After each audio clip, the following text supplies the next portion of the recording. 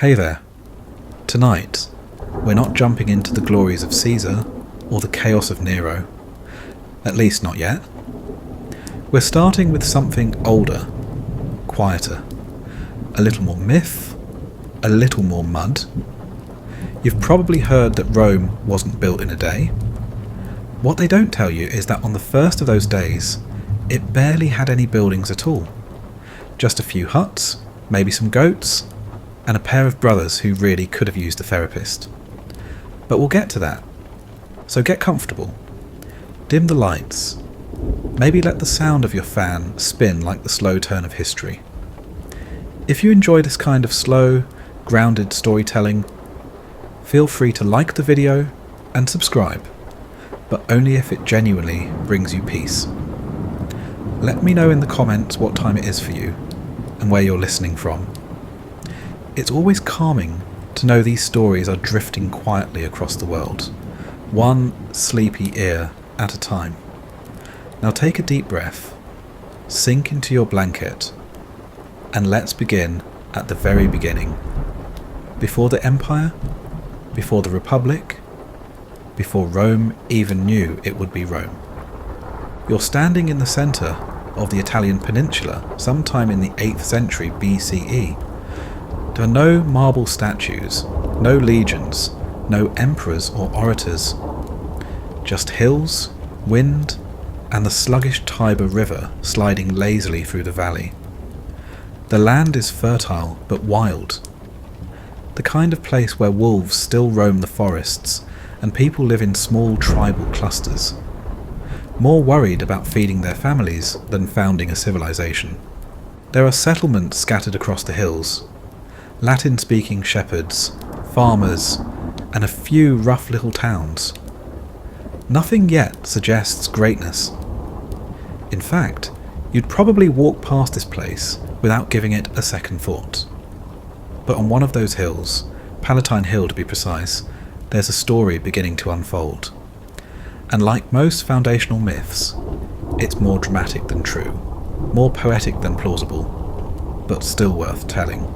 According to legend, it starts with a Trojan prince named Aeneas. He escapes the burning wreckage of Troy and wanders until the gods point him toward Italy. There, his descendants eventually give rise to a pair of twin boys, Romulus and Remus, sons of a mortal woman and the god Mars, which, if true, probably made family dinners a little complicated. The boys are abandoned at birth, because that's how you prove divine favour in mythology, apparently. Left to die by a paranoid king, they're saved by a she-wolf, who nurses them in her den until a kindly shepherd finds them. Raised among the hills and woods, they grow strong, stubborn, and more than a little wild. Eventually, they decide to found a city of their own, but, this being a Roman origin story, it doesn't go smoothly. An argument breaks out. Romulus kills Remus, and just like that, Rome is born. In blood, in pride, and in sibling rivalry. Now, historians roll their eyes at all this, of course. No archaeological record supports divine wolves or fratricidal founders. But still, there's something revealing in the myth. Rome liked to believe it was born tough, that it was forged in survival, not luxury. Even in its bedtime stories, there were no fairy godmothers, just violence, grit, and an unapologetic love of conquest. What we know for sure is that sometime around 753 BCE, Rome begins to coalesce as real settlement on the banks of the Tiber, a collection of huts built from timber and thatch. These early Romans weren't emperors or senators. They were farmers and warriors, scrappy and practical. They built what they could with what they had, and they survived. Their early neighbours included the Etruscans to the north, an older, wealthier people with a knack for engineering and an enthusiasm for divination using animal livers, and the Greeks to the south, whose colonies dotted the coastal cities of southern Italy. From both, the Romans borrowed heavily. The Etruscans gave them temples, togas, and probably some early political structures. The Greeks gave them gods with new names, architecture, and a cultural inferiority complex that lasted centuries. Rome in these early centuries was a kingdom. 7 kings are traditionally listed, though again, the records are more smoke than fire. The last of them, Tarquin the Proud, had a reputation that matched the name. Arrogant, oppressive, and, if legend holds, the father of a son whose crime would spark a revolution. That son, Sextus Tarquinius, assaulted a noblewoman named Lucretia, and in the aftermath, Lucretia took her own life, but not before demanding justice. Her death ignited public outrage, and soon Rome had had enough of kings. In 509 BCE, the monarchy was overthrown, and the Roman Republic was born, or rather, stumbled into being, with all the elegance of a toddler taking its first steps. At this point, Rome was still small, just a city-state really, jostling for position among other local powers. But the Romans, well, they had a knack for turning survival into structure. They didn't invent everything. In fact, they borrowed most of their innovations. But what they did better than almost anyone was absorb, refine, and make things Roman. The Republic was governed by a complex system of checks and balances, at least in theory. 2 consuls, elected annually, held executive power. A senate of aristocrats managed policy and finance, and over time, a body called the Assembly gave the common people, or plebeians, a say in government. Though it's worth noting that say didn't mean equality. This was still very much a patrician's world. But even in its earliest decades, the Republic showed signs of what Rome would become. It was ambitious, organised, and deeply concerned with honour. And it had an almost pathological fear of kings, so deep that any leader who seemed too powerful was treated with suspicion, even contempt. The Republic expanded slowly at first. There were wars with neighbouring tribes, the Sabines, the Volsci, the Samnites. Each time, Rome came out a little stronger. Its armies were disciplined, its roads reliable, and its citizens conditioned to see military service as both duty and privilege. That, more than anything else, made Rome formidable. It was a machine built to reproduce itself through conquest. By the 4th century BCE, Rome controlled most of central Italy. By the 3rd, it had pushed south to absorb Greek colonies and north to confront the Etruscans. But it wasn't until it looked across the sea and saw Carthage that it truly began to think like an empire. Carthage was everything Rome wasn't. Wealthy, seafaring, commercial. A Phoenician-founded city in what is now Tunisia, with a fleet that ruled the western Mediterranean. The 2 powers were bound to clash, and when they did, it was called the Punic Wars. The First Punic War, starting in 264 BCE, was mostly about Sicily, and it was brutal. Rome, not known for naval skill, built a fleet from scratch and eventually won through sheer willpower and the liberal application of boarding tactics, which was less about sailing and more about turning sea battles into land ones. The Second Punic War, though, that's the one that keeps Roman children up at night. It featured Hannibal Barca, one of the greatest military minds in history. He led elephants over the Alps, defeated Roman armies at Trebia, Trasimene, and Cannae, and nearly brought the Republic to its knees. But Rome, stubborn as ever, refused to fall. Eventually, under Scipio Africanus, it invaded North Africa and forced Hannibal's recall. At Zama, Rome defeated Carthage once and for all, at least for the time being.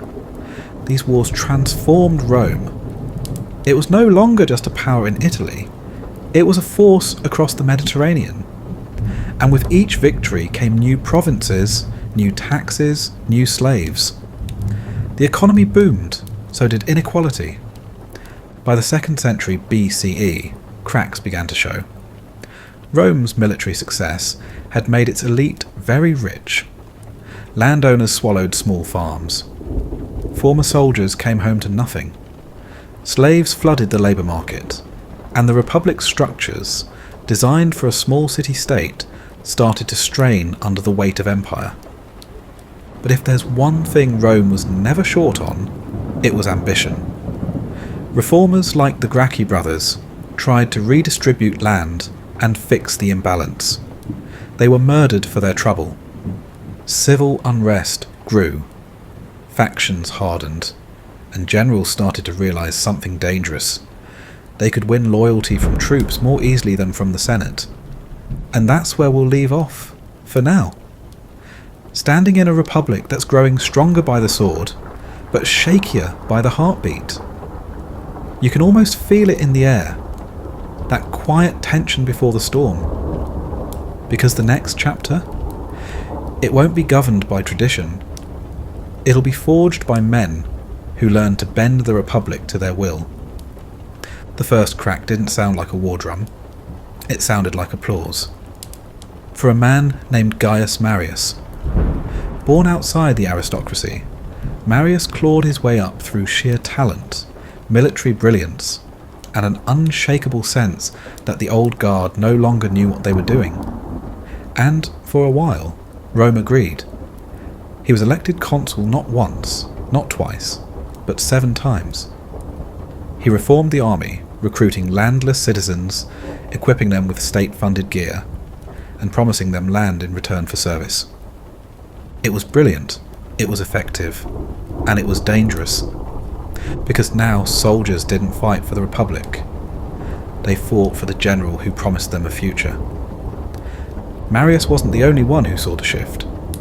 Lucius Cornelius Sulla, a patrician with a snake's smile and a thirst for control, watched the tide rising and decided to ride it. He marched on Rome, not just once but twice, becoming the first Roman in history to turn the army inward against its own city. He seized power, named himself dictator, and carried out bloody purges of his enemies. It was a message. The old rules no longer applied. Sulla eventually retired, as if stepping down could erase what he'd done. But the precedent had been set. Rome had learned something that it couldn't unlearn. That power no longer lived in the Senate chambers, but in the legions. Into this unstable world stepped a trio of men whose names would shape the next century: Crassus, Pompey, and Julius Caesar. Crassus had money, unbelievable amounts of it. He ran Rome's first major fire brigade, showing up at burning buildings with his private team of slaves, ready to extinguish the flames, for a price. If you refused to sell him the property, well, then your house burned. It's capitalism with a torch. Pompey had glory. He'd cleaned up the pirates in the Mediterranean and conquered vast swaths of the east. He returned to Rome with parades, gold, and legions who'd follow him into the underworld if he asked. And Caesar, well, Caesar had ambition, more than either of them. Born to a patrician family with not much money but endless prestige, Julius Caesar was charming, brilliant, and politically radioactive. He borrowed heavily, made friends strategically, and knew that if he couldn't rise within the system, he'd reshape it. Together, they formed the First Triumvirate, a political alliance that ignored the Senate entirely and ran Rome like a private club.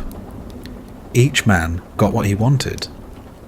Crassus got tax breaks for his business partners. Pompey got land for his veterans. Caesar got a command in Gaul. And that's where the fuse was really lit. Gaul, modern-day France and Belgium, was wild, wealthy, and, until then, mostly independent. Caesar's campaigns there were long, brutal, and wildly successful. He wrote glowing accounts of his victories and sent them back to Rome, where they were read like serialized war thrillers. He became a celebrity. He made Gaul Roman. He also made himself very rich. His legions adored him. His enemies in the Senate grew nervous. And when they ordered him to disband his army and return to Rome alone, Caesar made a choice. He crossed the Rubicon. Literally. It was a small river, the boundary between his province and Italy. Crossing it with an army was treason, but Caesar didn't hesitate. "The die is cast," he said, and marched on Rome. Pompey fled. The Senate scattered, civil war erupted. It didn't go well for Pompey. He lost battle after battle, eventually fleeing to Egypt, where he hoped for refuge. Instead, he was stabbed and beheaded on the beach. When Caesar arrived and was handed his old friend's severed head, he reportedly wept. Then he stayed in Egypt long enough to strike up a relationship with Cleopatra, who, despite her political shrewdness and royal status, was only 21 at the time. She knew exactly what she was doing. So did Caesar. Back in Rome, he took control. He was declared dictator. He instituted reforms, calendar changes, debt relief, expansion of the Senate. But more than anything, he centralized power. He made decisions quickly, alone, and some began to whisper that he looked less like a consul and more like a king. Which, of course, was unacceptable. A group of senators, led by Brutus and Cassius, men he trusted, decided to stop the slide. On the Ides of March, 44 BCE, they surrounded him at a Senate meeting and stabbed him 23 times. He died at the foot of a statue of Pompey. History, as always, loves symmetry. But if the senators thought killing Caesar would restore the Republic, they were deeply mistaken. What followed was more chaos, more war, more power grabs.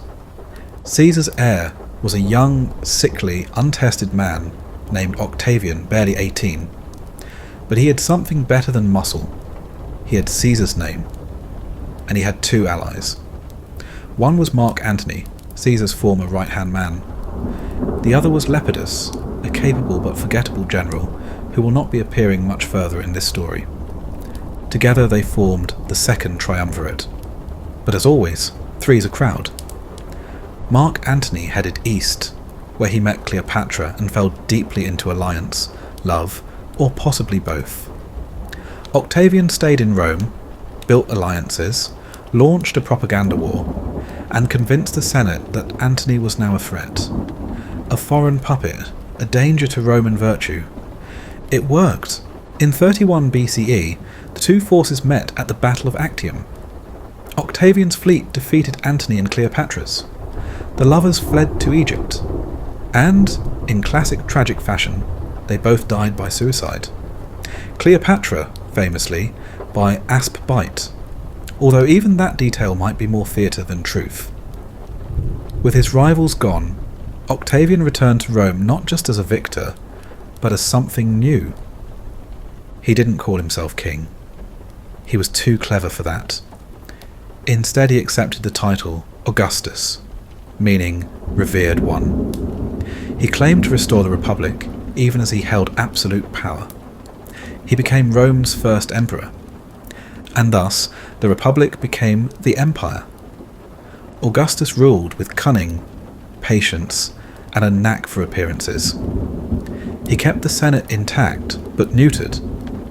He maintained republican forms while wielding imperial substance. He reformed laws, built monuments, sponsored literature, and ushered in the Pax Romana, a long period of relative peace and prosperity across the empire. Streets were safe, trade flourished, roads stretched from Britain to Syria.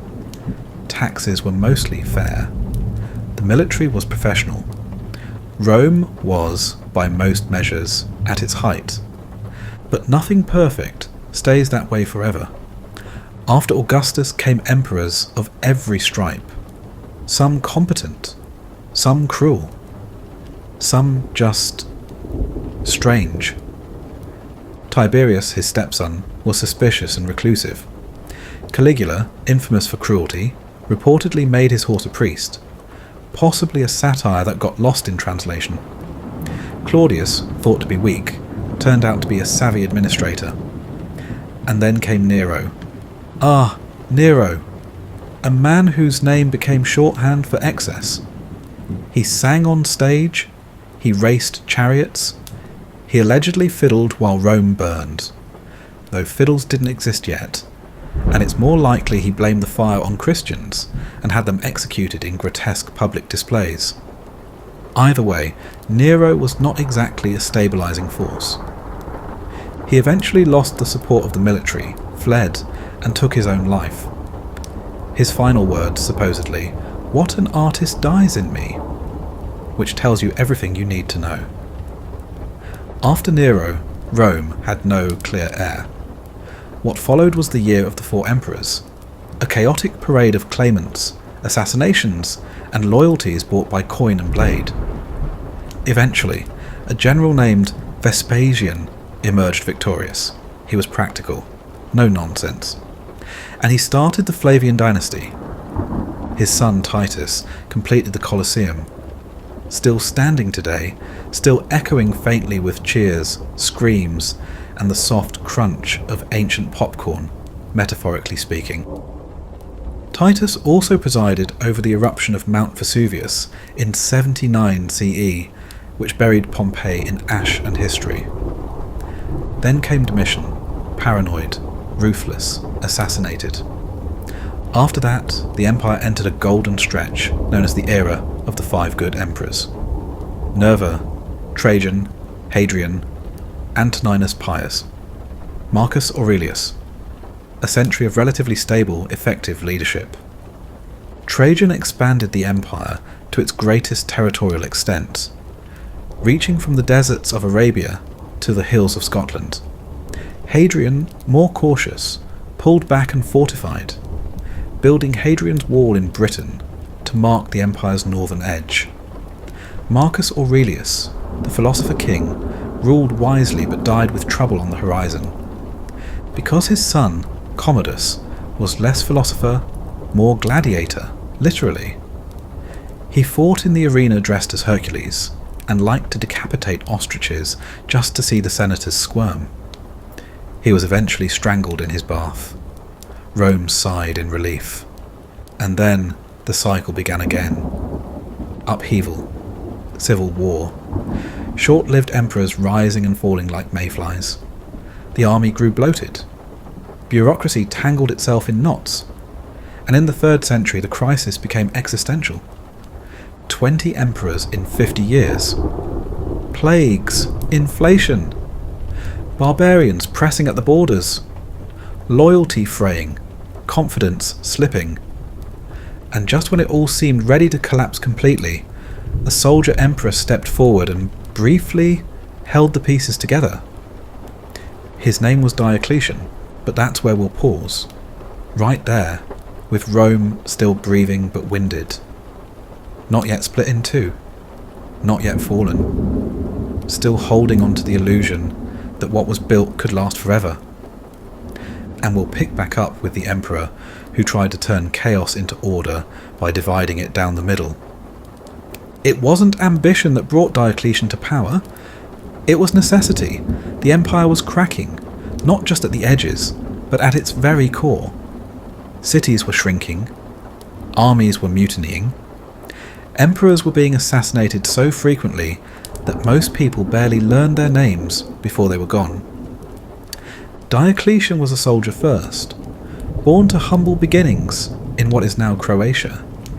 He rose through the ranks not because he was charismatic or rich, but because he was competent. And that turned out to be exactly what Rome needed. When he became emperor in 284 CE, he looked at the chaos and made a bold decision. He would not rule Rome alone. Instead, he split the empire. Not permanently, not at first. It was a practical move. The empire was simply too large for one man to manage effectively. From the wind-swept borders of Britannia to the deserts of Egypt. from the storm-beaten Rhine frontier to the trade-choked harbours of Syria. Communication was slow. Rebellions popped up faster than they could be crushed. Diocletian knew he couldn't be everywhere. So he created the Tetrarchy, government by 4. 2 senior emperors, called Augusti, and 2 junior emperors, called Caesars. Each would rule a quadrant of the empire. They'd share power, share responsibility, and most importantly, provide a clear line of succession, so there would be no more scrambling for control every time an emperor died or was murdered. On paper, it was genius. In practice, it worked. For a while. Diocletian took the eastern half, establishing his capital at Nicomedia. His co-emperor Maximian governed the west from Mediolanum, modern-day Milan. The Caesars were Galerius and Constantius.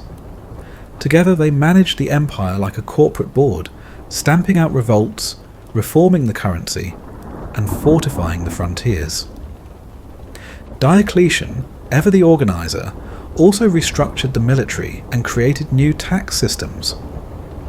He issued edicts regulating prices and wages in an attempt to control inflation, though, like most government attempts at price controls, it didn't go very well.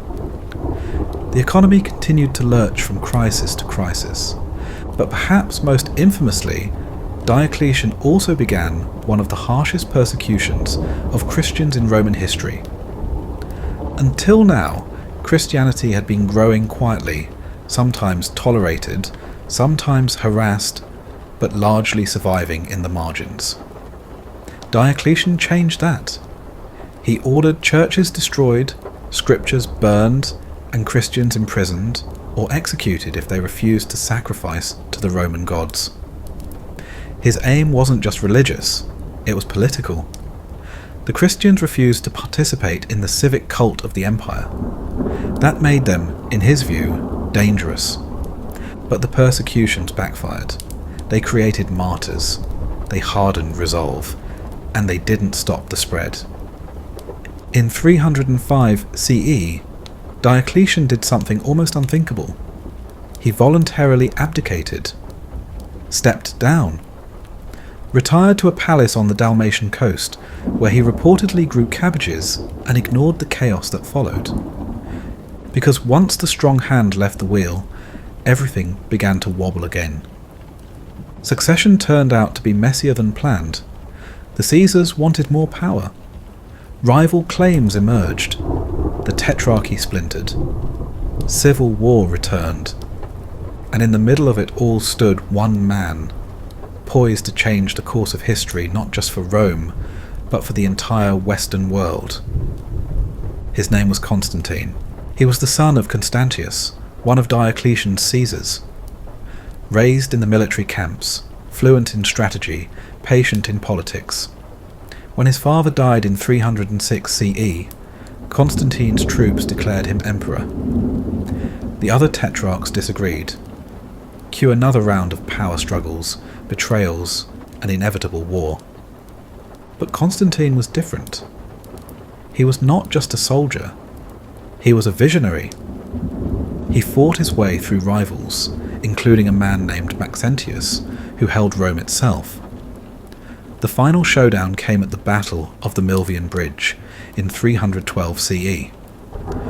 According to legend, the night before the battle, Constantine saw a vision, a cross in the sky, accompanied by the words in hoc signo vinces, "In this sign you will conquer." The next morning his troops painted Christian symbols on their shields. They won. Maxentius drowned in the Tiber, and Constantine entered Rome as a victorious, Christian-leaning emperor. The exact nature of his conversion is still debated, whether it was sincere faith or strategic pragmatism. But what matters is what he did next. He legalized Christianity with the Edict of Milan in 313 CE, ending centuries of persecution. Churches sprang up. Bishops gained influence. The faith that once huddled in catacombs now walked proudly in daylight. But Constantine wasn't done reshaping the empire. Rome, by this point, was a city more symbolic than practical. Its infrastructure sagged under the weight of its own history. The political centre had shifted eastward, where the economy was stronger and the borders more manageable. So Constantine did something radical. He founded a new capital. On the site of an old Greek city called Byzantium, he built a gleaming metropolis of forums, palaces and churches. He called it Nova Roma, New Rome, but history named it Constantinople. It would stand for over 1,000 years.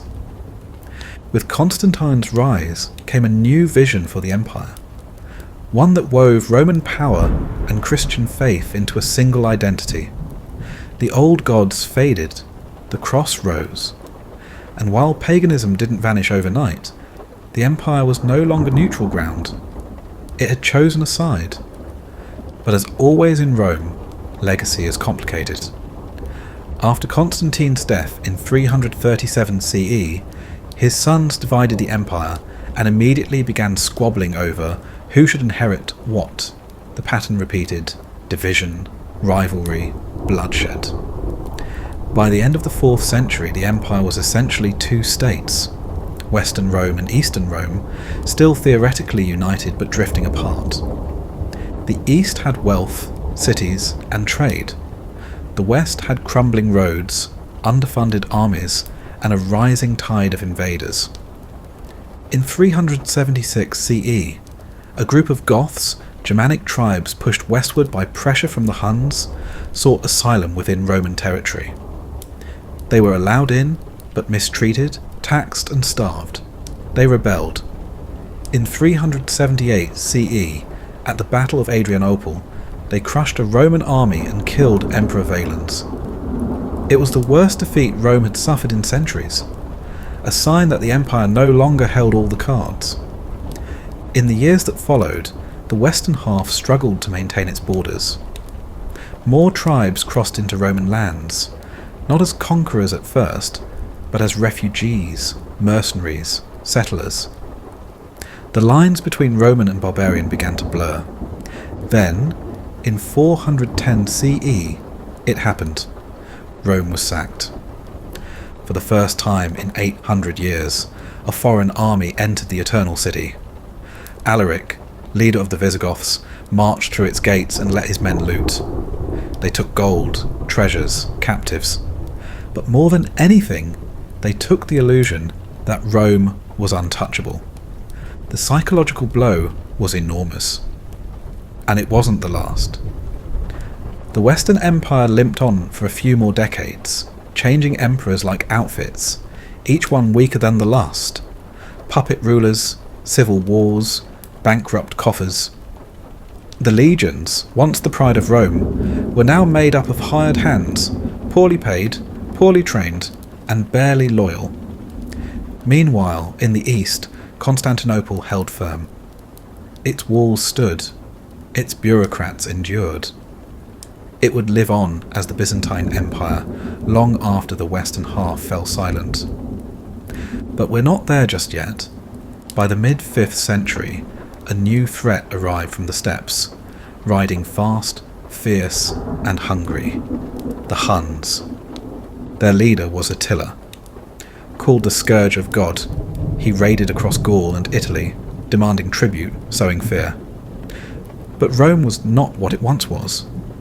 It paid him off, bargained, pleaded. And when he finally withdrew, it wasn't Roman might that drove him back. It was disease, famine, and possibly poison. In 476 CE, the charade finally ended. A Germanic general named Odoacer deposed the last Western emperor, a boy named Romulus Augustulus. He sent the imperial regalia back to Constantinople and declared himself king of Italy.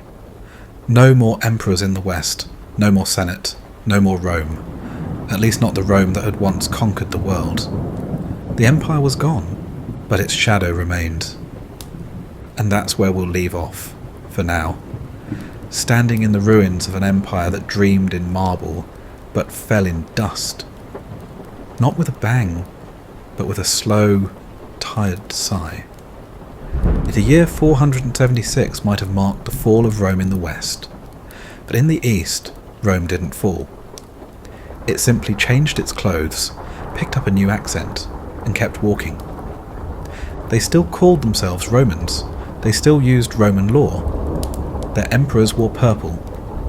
Their coins bore Latin inscriptions for a while longer. But over the next few centuries, something subtle and strange happened. The empire that rose out of Constantinople wasn't the same Rome that had ruled the Mediterranean. It was sharper, more theological, more Greek than Latin, more empire than republic. But it called itself Roman, and that was enough. We call it the Byzantine Empire, but they never did. To them, it was still Basileia Romaeon, the Roman Empire. The real one, the surviving one. And in many ways it was. Its capital, Constantinople, became the jewel of the Mediterranean. Its massive walls, fortified with layers of stone, brick, and clever engineering, kept out invaders for centuries. Its harbours teemed with trade from Africa, Asia, and Europe. Its churches rang with chants. Its streets bustled with scholars, priests, merchants, and pickpockets. It was Christian now, that much was clear. Pagan temples had long since closed. Saints replaced demigods. Crosses replaced laurel wreaths. And theology was no longer a private belief. It was public policy, imperial law, and a frequent cause for riots. The Byzantine emperors, unlike their Western predecessors, didn't just tolerate religion, they wielded it. They were defenders of orthodoxy, champions of doctrine, and sometimes instigators of theological civil wars. In the 6th century, one emperor rose above the rest, Justinian I. He ruled from 527 to 565 CE and considered himself the new Augustus, the last great Roman. Justinian believed the empire had drifted too far from its destiny, so he launched a project to restore its former borders, former laws, former glory. And for a time, it worked.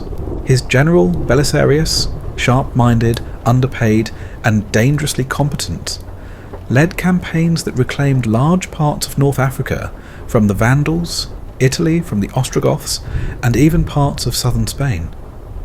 Old Roman territories were once again flying imperial banners. It was almost as if Rome had risen from the ashes. But like all comebacks, it came at a cost. Wars drained the treasury. The plague, possibly an early strain of bubonic, swept through the empire and killed millions, including soldiers, farmers, and tax collectors alike. The reconquered territories were war-torn, depopulated, and difficult to govern. The Western dream began to slip through Justinian's fingers, even as he tried to hold it together with gold and law. Ah yes, the law. If Justinian is remembered for one thing more than his wars, it's the Corpus Juris Civilis, a massive codification of Roman law. He took centuries of legal clutter and reorganized it into a streamlined system: the institutes, the digest, the code, and the novels.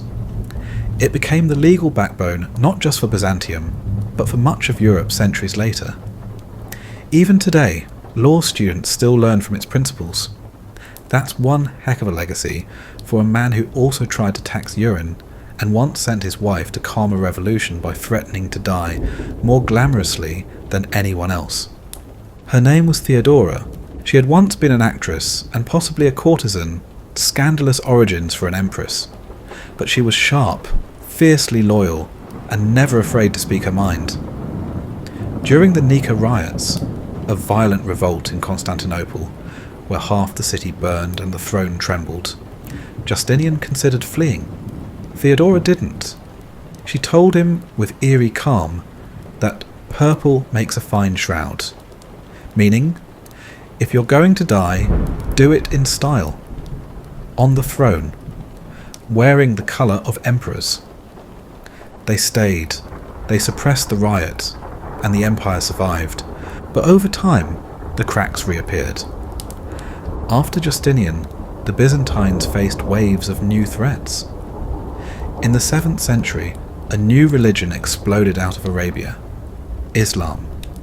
Within decades, Muslim armies had conquered Persia, swept through Egypt, and reached the walls of Constantinople itself. The empire fought back with everything it had: fortresses, alliances, and a terrifying new weapon: Greek fire. It was a kind of liquid flame, hurled from ships and walls, that stuck to surfaces and couldn't be extinguished with water. Its exact recipe is lost to history, probably a mix of oil, sulphur, and medieval spite, but it terrified enemy fleets and saved the city more than once. Still, the empire shrank. Egypt, Syria, the Levant, gone. North Africa, gone. Even parts of Anatolia began to slip away. But Constantinople held. It became a fortress city, a symbol of survival. While kingdoms rose and fell across Europe, while Rome faded into myth, Constantinople endured, governed by emperors who wore bejeweled crowns and argued about the natures of Christ with the intensity of courtroom dramas. By the 9th and 10th centuries, the Byzantines experienced a bit of a comeback. New emperors stabilized the borders, trade resumed, art and architecture flourished. Missionaries spread Orthodox Christianity to the Slavs, planting the seeds of what would become Russia's future faith. But the divisions within Christendom also began to deepen. The Bishop of Rome, the Pope, and the Patriarch of Constantinople had long been feuding over language, over theology, over beards. It sounds petty now, but at the time, these were matters of spiritual life and death. In 1054, the Great Schism split the Christian world into East and West, Orthodox and Catholic. Each side excommunicated the other. It was the religious equivalent of a messy divorce, with centuries of awkward holiday dinners to follow. And then came the Crusades. Initially, the Byzantines welcomed Western help. Muslim forces had taken Jerusalem, and the Pope had called on Christian Europe to take it back. Armies from France, England, and the German states marched east, through Byzantine territory, on their way to the Holy Land. But the Western knights were not exactly polite houseguests. They were hungry, proud, and often undisciplined. Relations soured, misunderstandings festered. In 1204, during the Fourth Crusade, the unthinkable happened.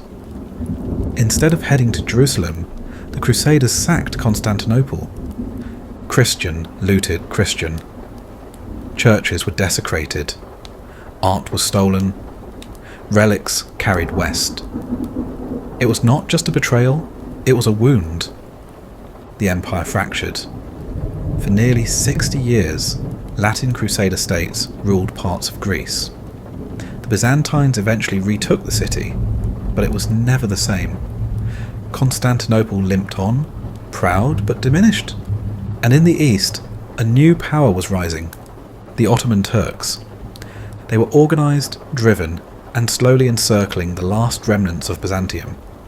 City by city, province by province, they chipped away. Constantinople, still wrapped in its mighty walls, became an island in a rising sea. In 1453, the final siege began. Sultan Mehmed II brought cannons, massive bronze monsters capable of breaching walls that had stood for 1,000 years. The defenders, outnumbered and underfunded, held as long as they could. But on May 29th, after weeks of bombardment, the walls gave way. The city fell. The last emperor, Constantine XI, died fighting. His body was never found. And with that, the Eastern Roman Empire was gone. After 1,500 years of history, the world had truly said goodbye to Rome. But even in death it lingered. Its laws, its roads, its languages, its ideas, they echoed on. In European monarchies, in church rituals, in the architecture of Washington DC, and the dreams of empires yet to come. Rome never really vanished. It just changed masks. And we'll leave it there, for now, with the dust settling over the Bosphorus, and the last breath of an empire fading into legend. South Rome has fallen twice. Once in the west, when a boy named Romulus Augustulus handed over the imperial regalia and quietly vanished from history.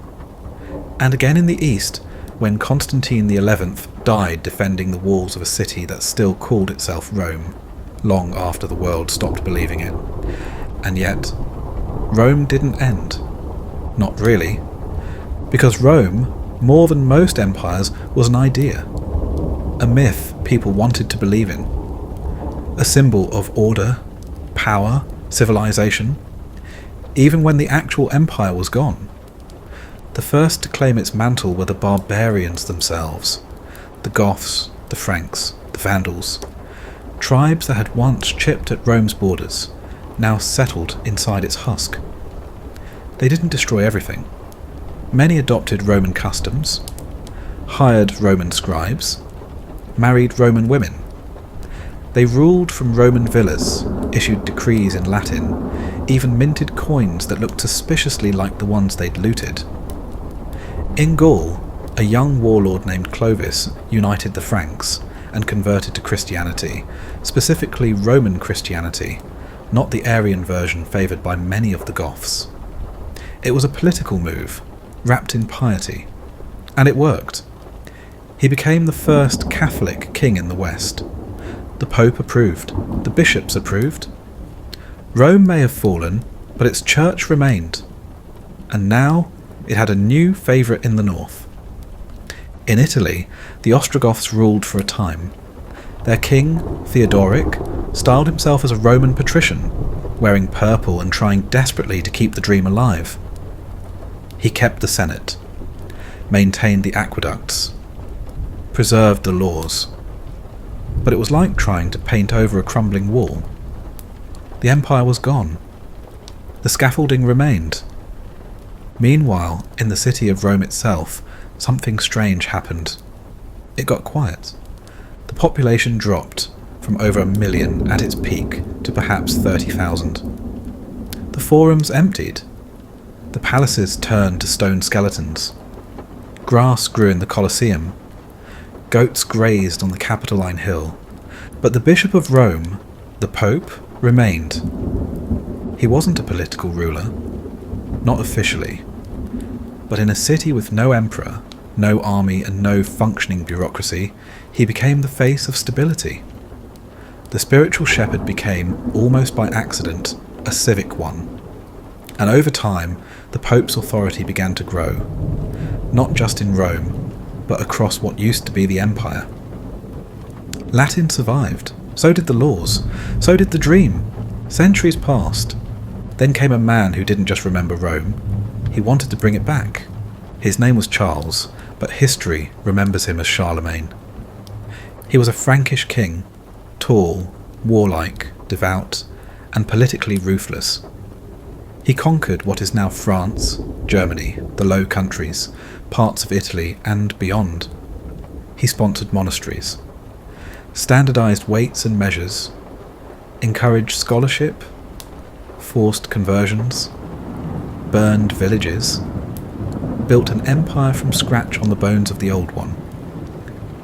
In 800 CE, on Christmas Day, he entered St. Peter's Basilica in Rome.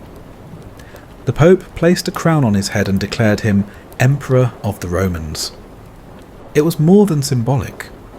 The Western Roman Empire had been dead for over 300 years. But in that moment, Charlemagne claimed its ghost. A new empire, the Holy Roman Empire, was born. And while it was neither holy nor Roman, nor truly an empire by old standards, the name stuck. Because names matter. They carry weight, memory, ambition. the Holy Roman Empire would persist in some form or another for 1,000 years, right up until the 19th century. Emperors came and went, boundaries shifted, but the idea that someone, somewhere, inherited the Roman crown lived on, and not just in Europe. In the East, as we've seen, Constantinople had called itself Rome long after the original fell. Its emperors saw themselves as heirs to Augustus. Even after its fall in 1453, the idea survived. The Russians picked it up next. After Constantinople fell, many Orthodox Christians looked to Moscow as the last beacon of true faith. And when Ivan III married Sophia Palaiologina, the niece of the last Byzantine emperor, he didn't just marry into a family. He married into a legacy. Moscow, he declared, was the third Rome. Rome had fallen, Constantinople had fallen, but Moscow would stand. The Russian Tsars, Tsar itself derived from Caesar, claimed the Roman legacy not in ruins, but in rule. They wore crowns shaped like Byzantine relics.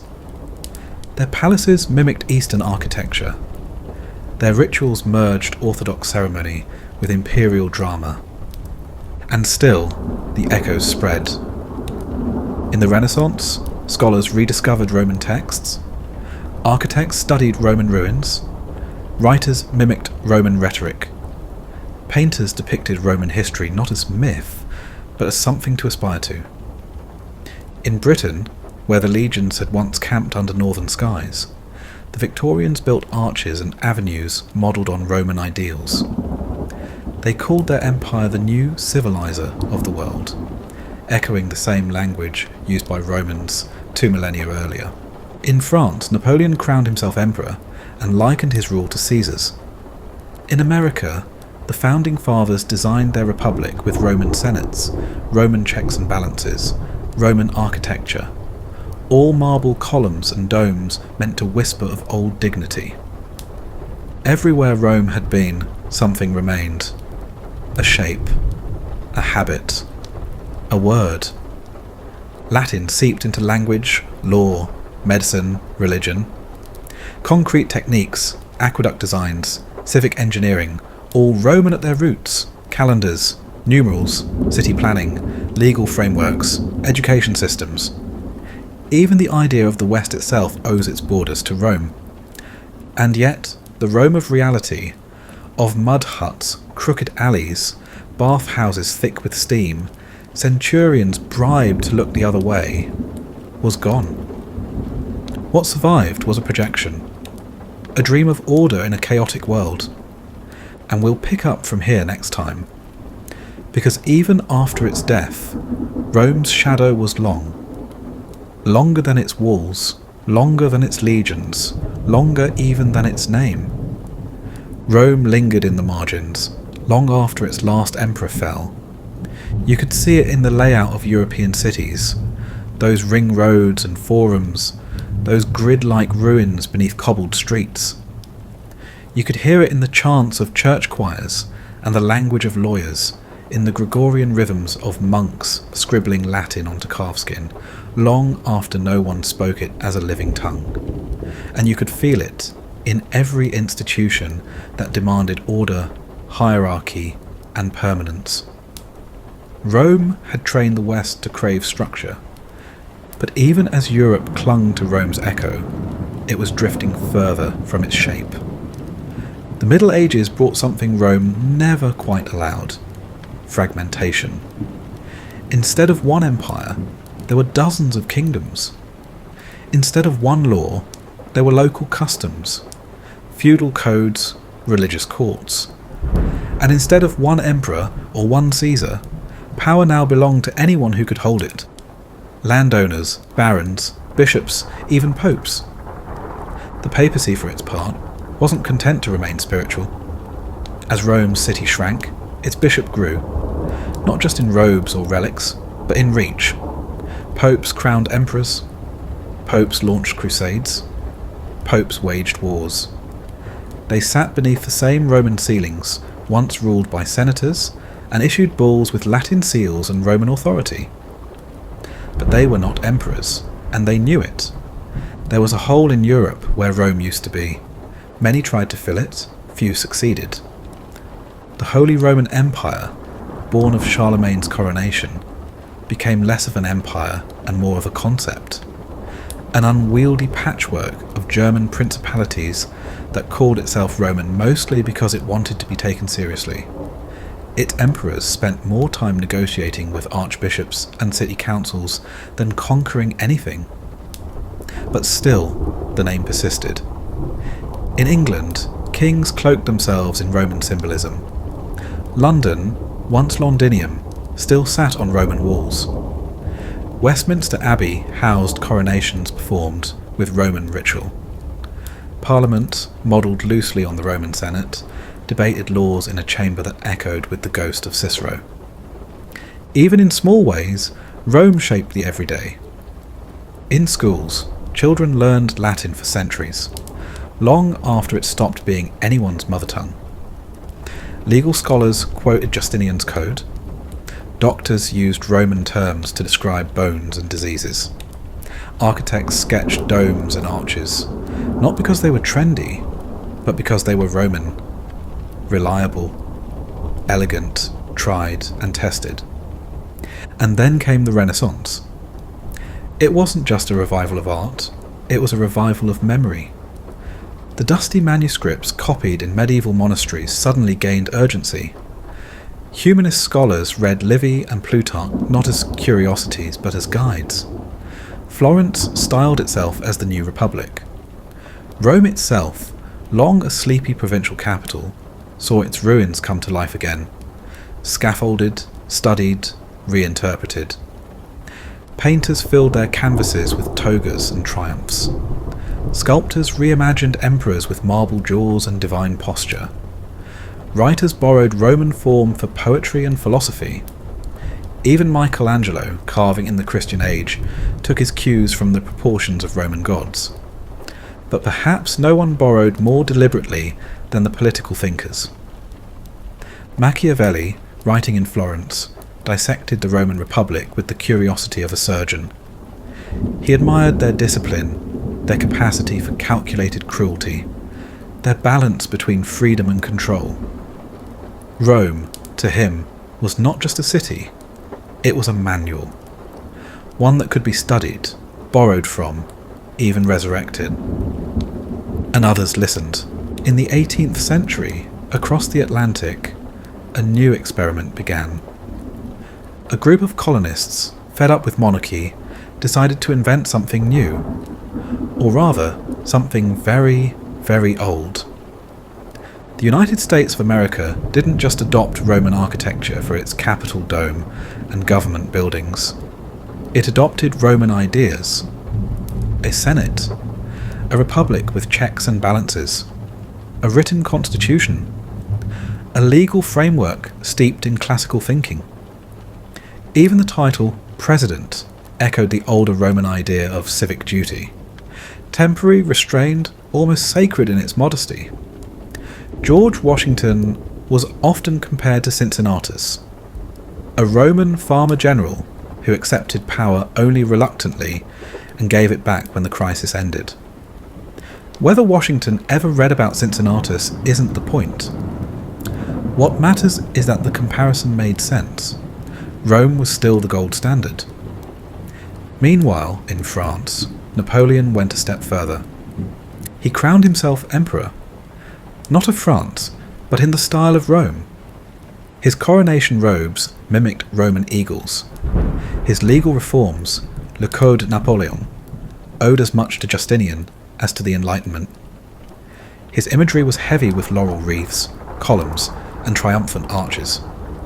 He wasn't just conquering Europe, he was recreating an aesthetic, a tone, a mythology. And in the centuries that followed, every empire wanted a little Rome in it. The British called theirs the New Rome.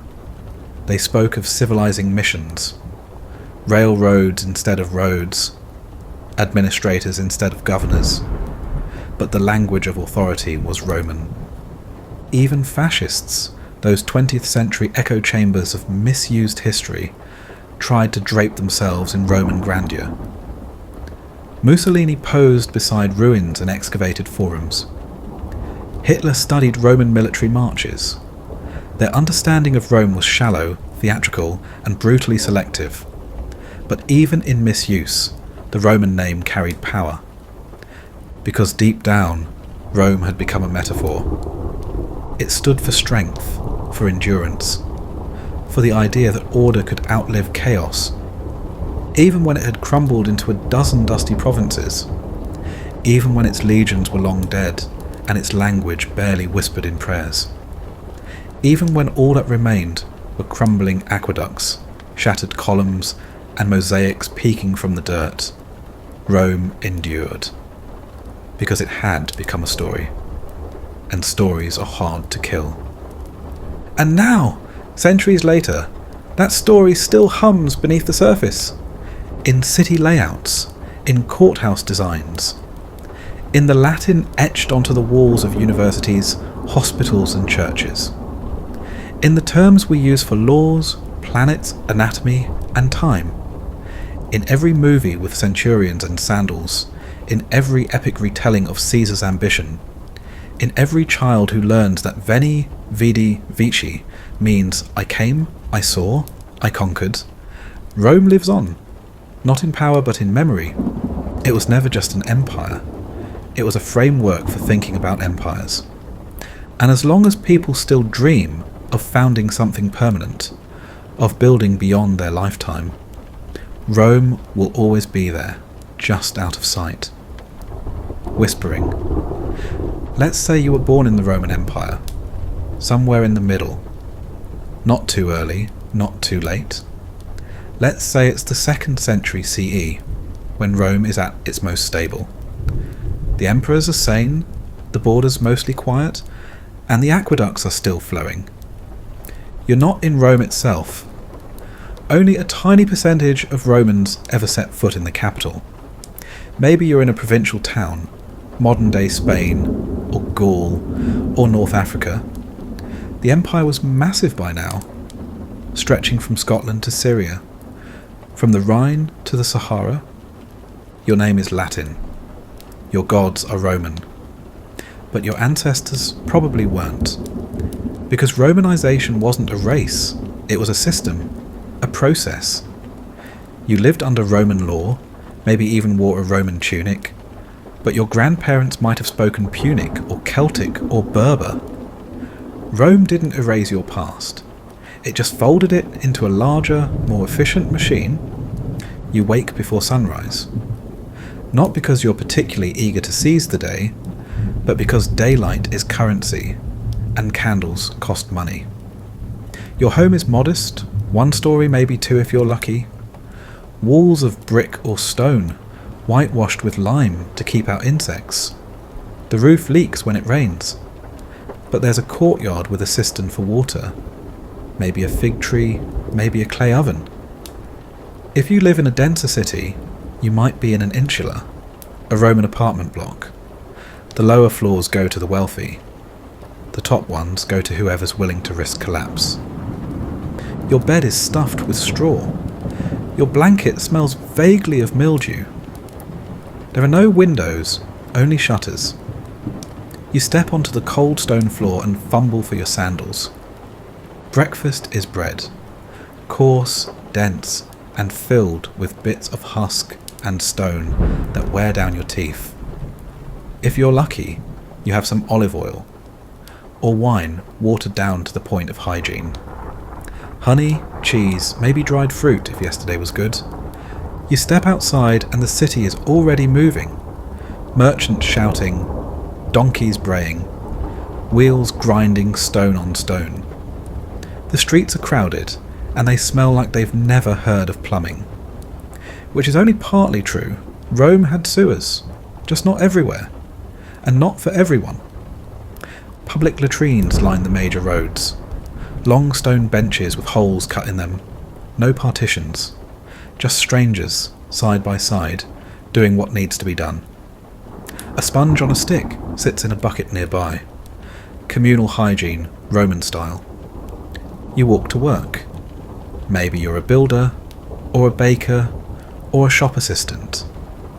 Maybe you're a scribe if you've been lucky enough to learn to read. Most don't. Literacy is a tool of the elite. But if you can write receipts, contracts, or letters, you have value. If you're a woman, your world is smaller, legally and socially. You wake earlier. You grind grain by hand. You tend children. You wash linens. If you're wealthy, you might supervise slaves who do it all for you. But still, you're watched, judged, restricted. Roman women weren't cloistered like in some other ancient societies, but neither were they free. The law treats you as property. Technically, you need a male guardian. You can't vote, you can't hold office, but that doesn't mean you're powerless. Wealthy women, especially widows, own land, run businesses, even influence politics from behind curtained rooms. Power in Rome doesn't always wear a uniform. The market is where the day unfolds. It's noisy, colourful, unclean. Vendors sell everything from spices to sandals to fermented fish sauce, garum, the ketchup of the Roman world. There are amphorae of wine, heaps of lentils, dates from Egypt, figs from Syria. Rome is hungry and its appetite is global. Slaves run errands. Some are chained, most are not. Slavery in Rome is not based on race. It's a matter of conquest, birth, or debt. Some slaves are educated. Teachers, accountants, doctors. Others clean vomitoriums or dig latrines. Escape is rare. Manumission, being freed, is more common. A freed slave becomes a libertus, a second-class citizen with limited rights. Still better than nothing. You pass the forum, the basilica, the temples. Public space is meant to remind you of power. Not your power, but the empire's. Columns stretch skyward. Statues of emperors stare blankly past you. Their names etched in stone. Their deeds inflated beyond measure. If you're lucky, there's a bathhouse nearby. It costs a few coins, but it's worth it. Not just for hygiene, for community. The Thermae are Rome's social engine. Men and women usually bathe separately, though some cities mix schedules. You strip, store your clothes with the attendant. Watch him, he's quick-fingered, and enter the sequence. Tepidarium, caldarium, frigidarium. Warm, hot, cold, your skin steams. You scrape off sweat and oil with a curved blade called a strigil. There's no soap, just olive oil and heat. Conversations echo in the stone chambers, about politics, gladiator matches, grain prices. The bathhouse is part spa, part gym, part gossip mill. It's where news spreads. Deals are made, favours exchanged, you leave cleaner, or at least sweatier. The Romans considered that a kind of clean. Afternoons vary. If you're a citizen with status, you might attend a public event, a trial, a debate, a parade. If you're lower class, you keep working, or drinking, or both. Taverns are everywhere. So is wine, often thick, sour, and cut with whatever keeps the headaches manageable. You might stop at a taberna, a food stall, for something hot. Bread stuffed with cheese? Lentils? Maybe some stewed meat if the cook is feeling generous and the meat isn't too green. Food safety standards are more a suggestion than a rule. Evening falls, oil lamps flicker. The streets grow quieter, then rowdier. Drunken voices drift up through alleyways. Stray dogs sniff through trash heaps. You head home. You wash in a basin. You pray to your household gods, Lares and Penates, small statues that guard your kitchen, your hearth, your luck. And then you sleep, or try to. The streets don't stay quiet. There's no glass in your windows, no insulation. You hear everything. Arguments, cartwheels, someone retching, someone laughing, someone crying. The city doesn't sleep. It just dozes between dreams and disaster. And tomorrow it begins again. You are one of millions, not a senator, not a soldier, not a Caesar, just a Roman. You will never write a history book. You will never be sculpted in marble. But you are Rome, its hands, its feet, its breath, and we'll pick up from here next time with more of what it truly meant to live under the shadow of the Roman eagle. Not in palaces, but in tenements, in kitchens, in markets, in the dust. The next morning the sun slips between the slats of your shutters, soft and golden and indifferent. Another day begins. Not with urgency, but with routine. If you're a craftsman, you return to your shop. Woodworkers, potters, weavers, metalworkers. Rome runs on the calloused hands of people who'll never have statues. You work in the open, in cramped stalls or shared workshops. Hammers clinking, ovens blazing, clients haggling like it's a sport. Dust coats your skin. Ash sticks to your clothes. But the orders come in. Tools need sharpening. Roof tiles need shaping. Lives need mending. If you're a tenant farmer outside the city, your rhythm is simpler and harder. The empire still runs on grain, wheat from Egypt, barley from Gaul, spelt from the Italian countryside. And someone has to grow it. You rise before the heat, shoulder your tools, and head into the fields. If it's summer, the air is dry and shimmering. If it's winter, the soil is stubborn. Your back aches either way. Harvest season brings long days. You scythe through golden stalks, bind them into bundles, and stack them for transport. The land isn't yours. It belongs to a landowner, or a landlord, or the emperor himself. You keep a portion. The rest vanishes into taxes, into grain ships, into mouths you'll never see. The tax collector doesn't ask how the weather was. He asks how much you owe. In coin, in crop, in kind. And if you can't pay, you borrow, or you sell, or someone else pays the price. There's no formal bankruptcy in Rome, just a slower kind of loss. Religion winds through your day like thread. It's not private, it's not solemn. Roman religion is public, performative, contractual. You honour the gods so that they might honour you. Every household has its lairs, guardian spirits of the home. Little statues tucked in corners, watching you eat, sleep, live. You make offerings, a splash of wine, a crust of bread, a whispered prayer. Not out of piety exactly, but habit, insurance. The gods don't ask for love, they ask for respect. Temples dominate the forum, Venus, Jupiter, Mars. Each has a feast day. Each has a priesthood. Sacrifices are held in broad daylight. White bulls led by ribbons, their foreheads dusted with grain. Slaughter is clean, professional, almost bureaucratic.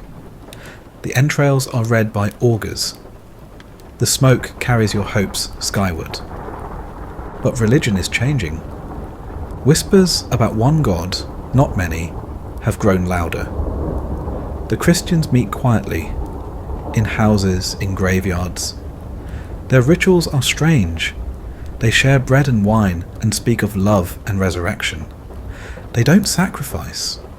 They refuse to honour the emperor as divine.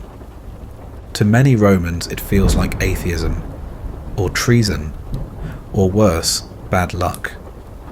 Sometimes persecution flares. Sometimes it doesn't. But the tension simmers, even here, even now. Another sign that the world is shifting. Slowly, irreversibly. At midday, if you're free, or clever, you seek shade. Markets close. Workshops pause. The Meridianum Tempus is a kind of quiet.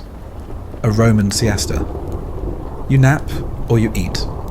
Or you find a shaded corner to argue about nothing with someone who also doesn't want to go back to work yet. Then the city stirs again, and if it's the right time of year, people head toward the arena. The games are free, funded by wealthy elites seeking popularity or emperors courting favour. Bread and circuses, panem et circenses.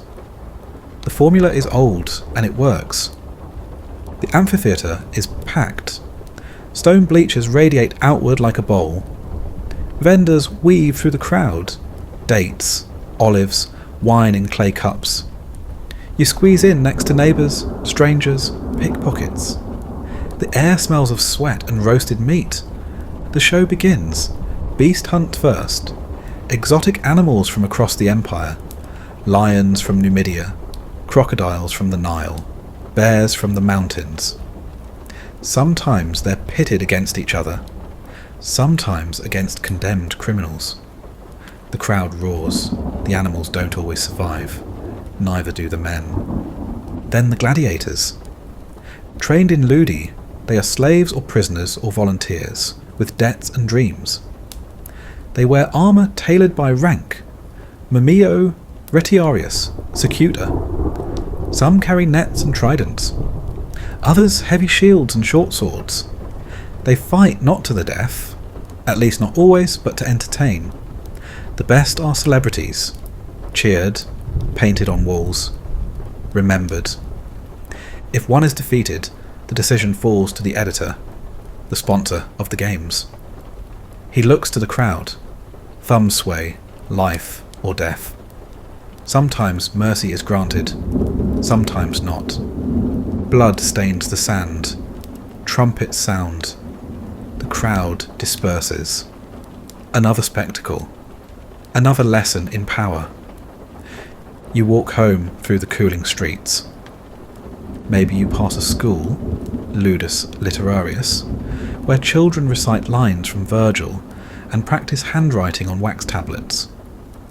Education isn't universal, but it exists, especially for boys. If you're lucky, your family can afford a tutor. If not, you learn what you can in the street, in the market, by doing. Women learn differently, by observation, by obligation, by proximity to labour. As the sun drops lower, you light your lamp. The oil is cheap, the wick short, but the flame is steady. Evening is quieter. You eat with family. Bread, olives, lentils, maybe dried fish.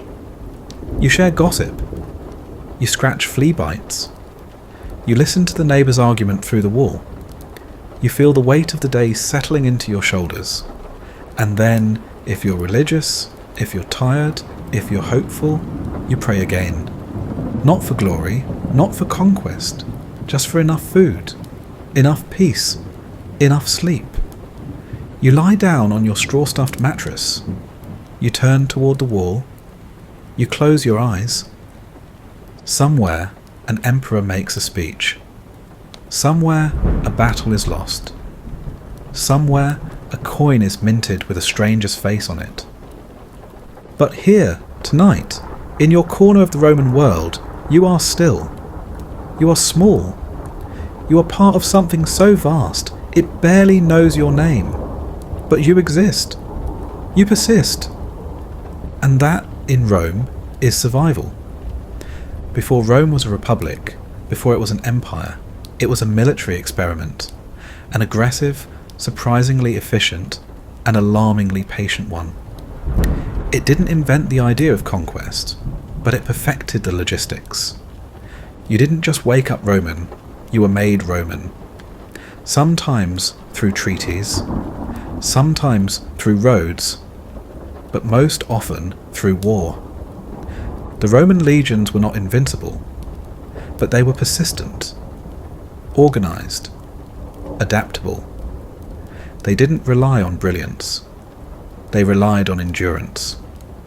And it started young. If you were a Roman male citizen, freeborn, healthy, and within the right age bracket, you could be conscripted. In the early Republic, military service was an obligation. Later, under the Empire, it became a career. 25 years. One uniform, one life. You trained hard, marching first.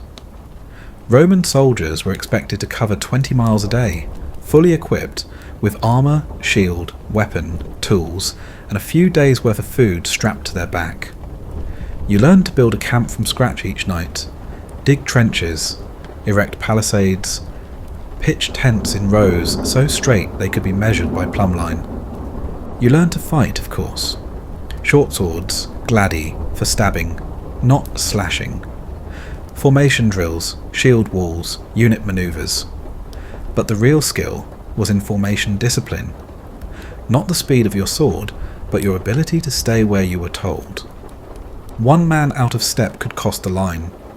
A legion was roughly 5,000 men, divided into centuries, commanded by centurions, each one an expert in order, punishment, and survival. Centurions weren't aristocrats. They rose through the ranks. Their armour was practical, their authority absolute.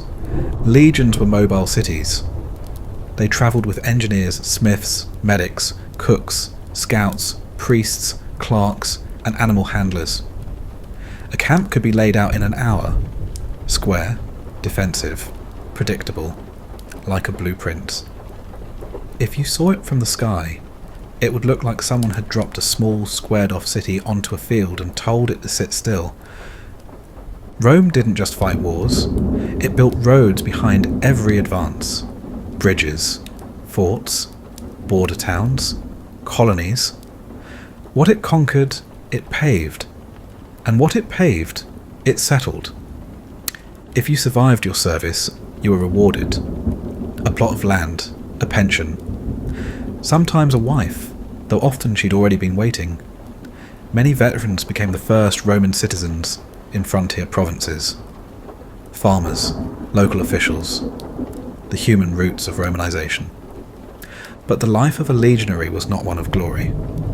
You spent more time digging than duelling. More time guarding supplies than storming walls. More time hungry than heroic. When battle came, it was loud, mechanical. A surge of noise, dust, and routine. Romans didn't rely on surprise. They relied on coordination. The opening volleys came from slingers and archers. Then the infantry advanced in tight formation. Not in a chaotic charge, but in a disciplined shuffle.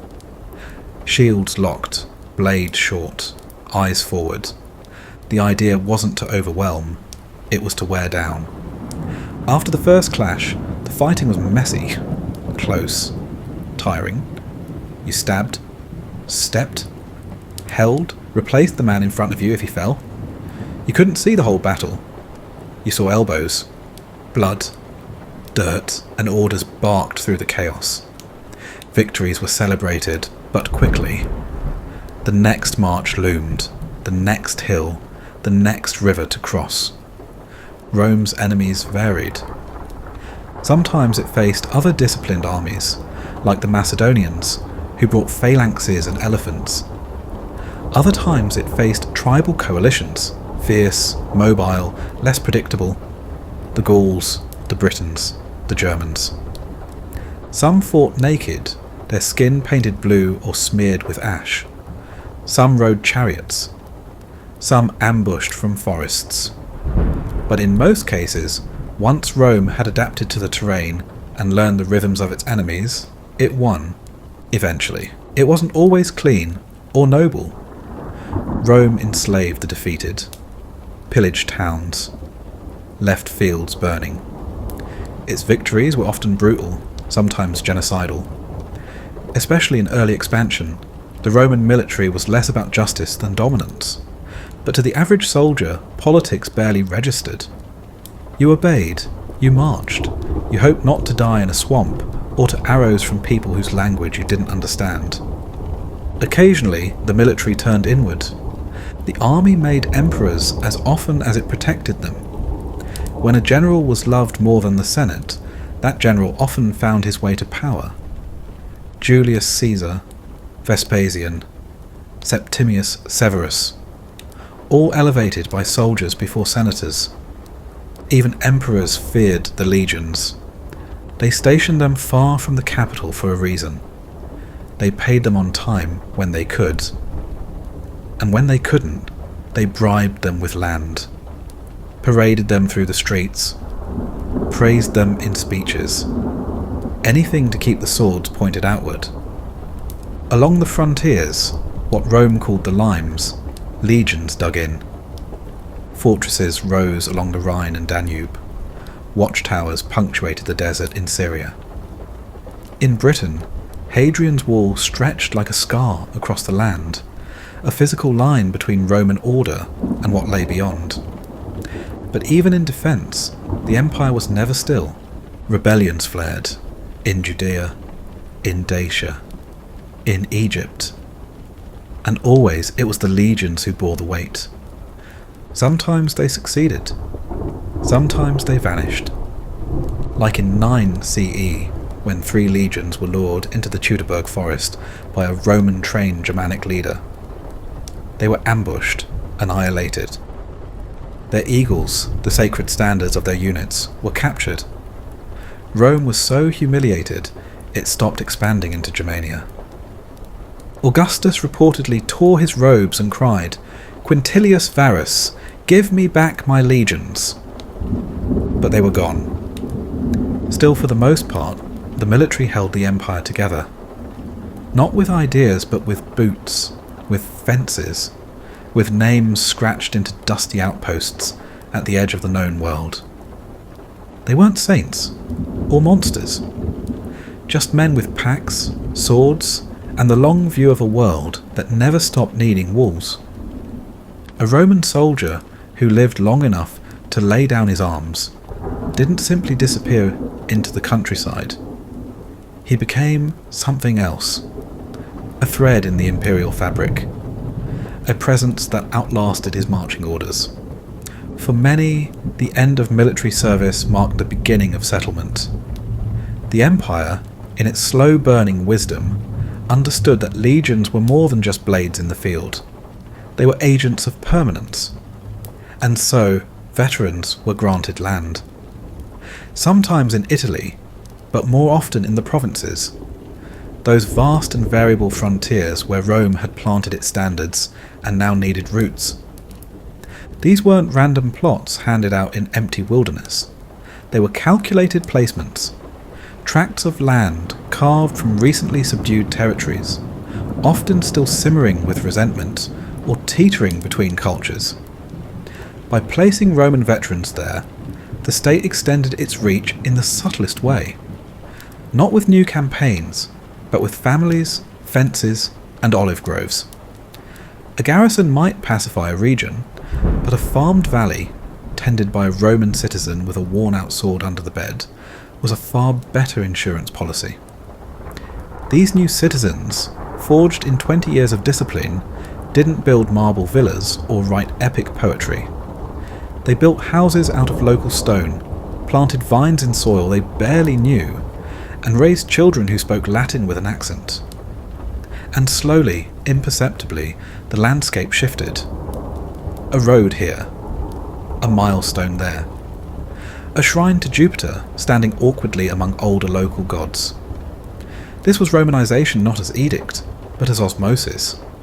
Not forced, not total, but insistent. You could see it in Gaul, where a generation of soldiers turned farmers settled in valleys once carved by Celtic tribes, and where markets now bustled with goods labelled in Latin and taxed according to imperial schedules. You could see it in the Balkans, where towns like Sirmium or Nisus, built beside rivers that had once marked the edges of Roman fear, now carried stone inscriptions commemorating a veteran's retirement or a small provincial office held by his son. You could see it in North Africa, where the grain that fed Rome flowed from estates worked by locals, managed by ex-legionaries, and patrolled by auxiliaries who barely remembered what life was like before the eagle banners. It wasn't uniform. It wasn't even entirely deliberate, but it was effective. The empire did not need to Romanize everyone. It just needed to Romanize the people with the power to tax, to punish, and to build. The rest would follow. through habit, through necessity, or through the slow erosion of older ways. Latin spread not as a language of poetry, but as a language of record keeping, of property contracts, of soldier pay.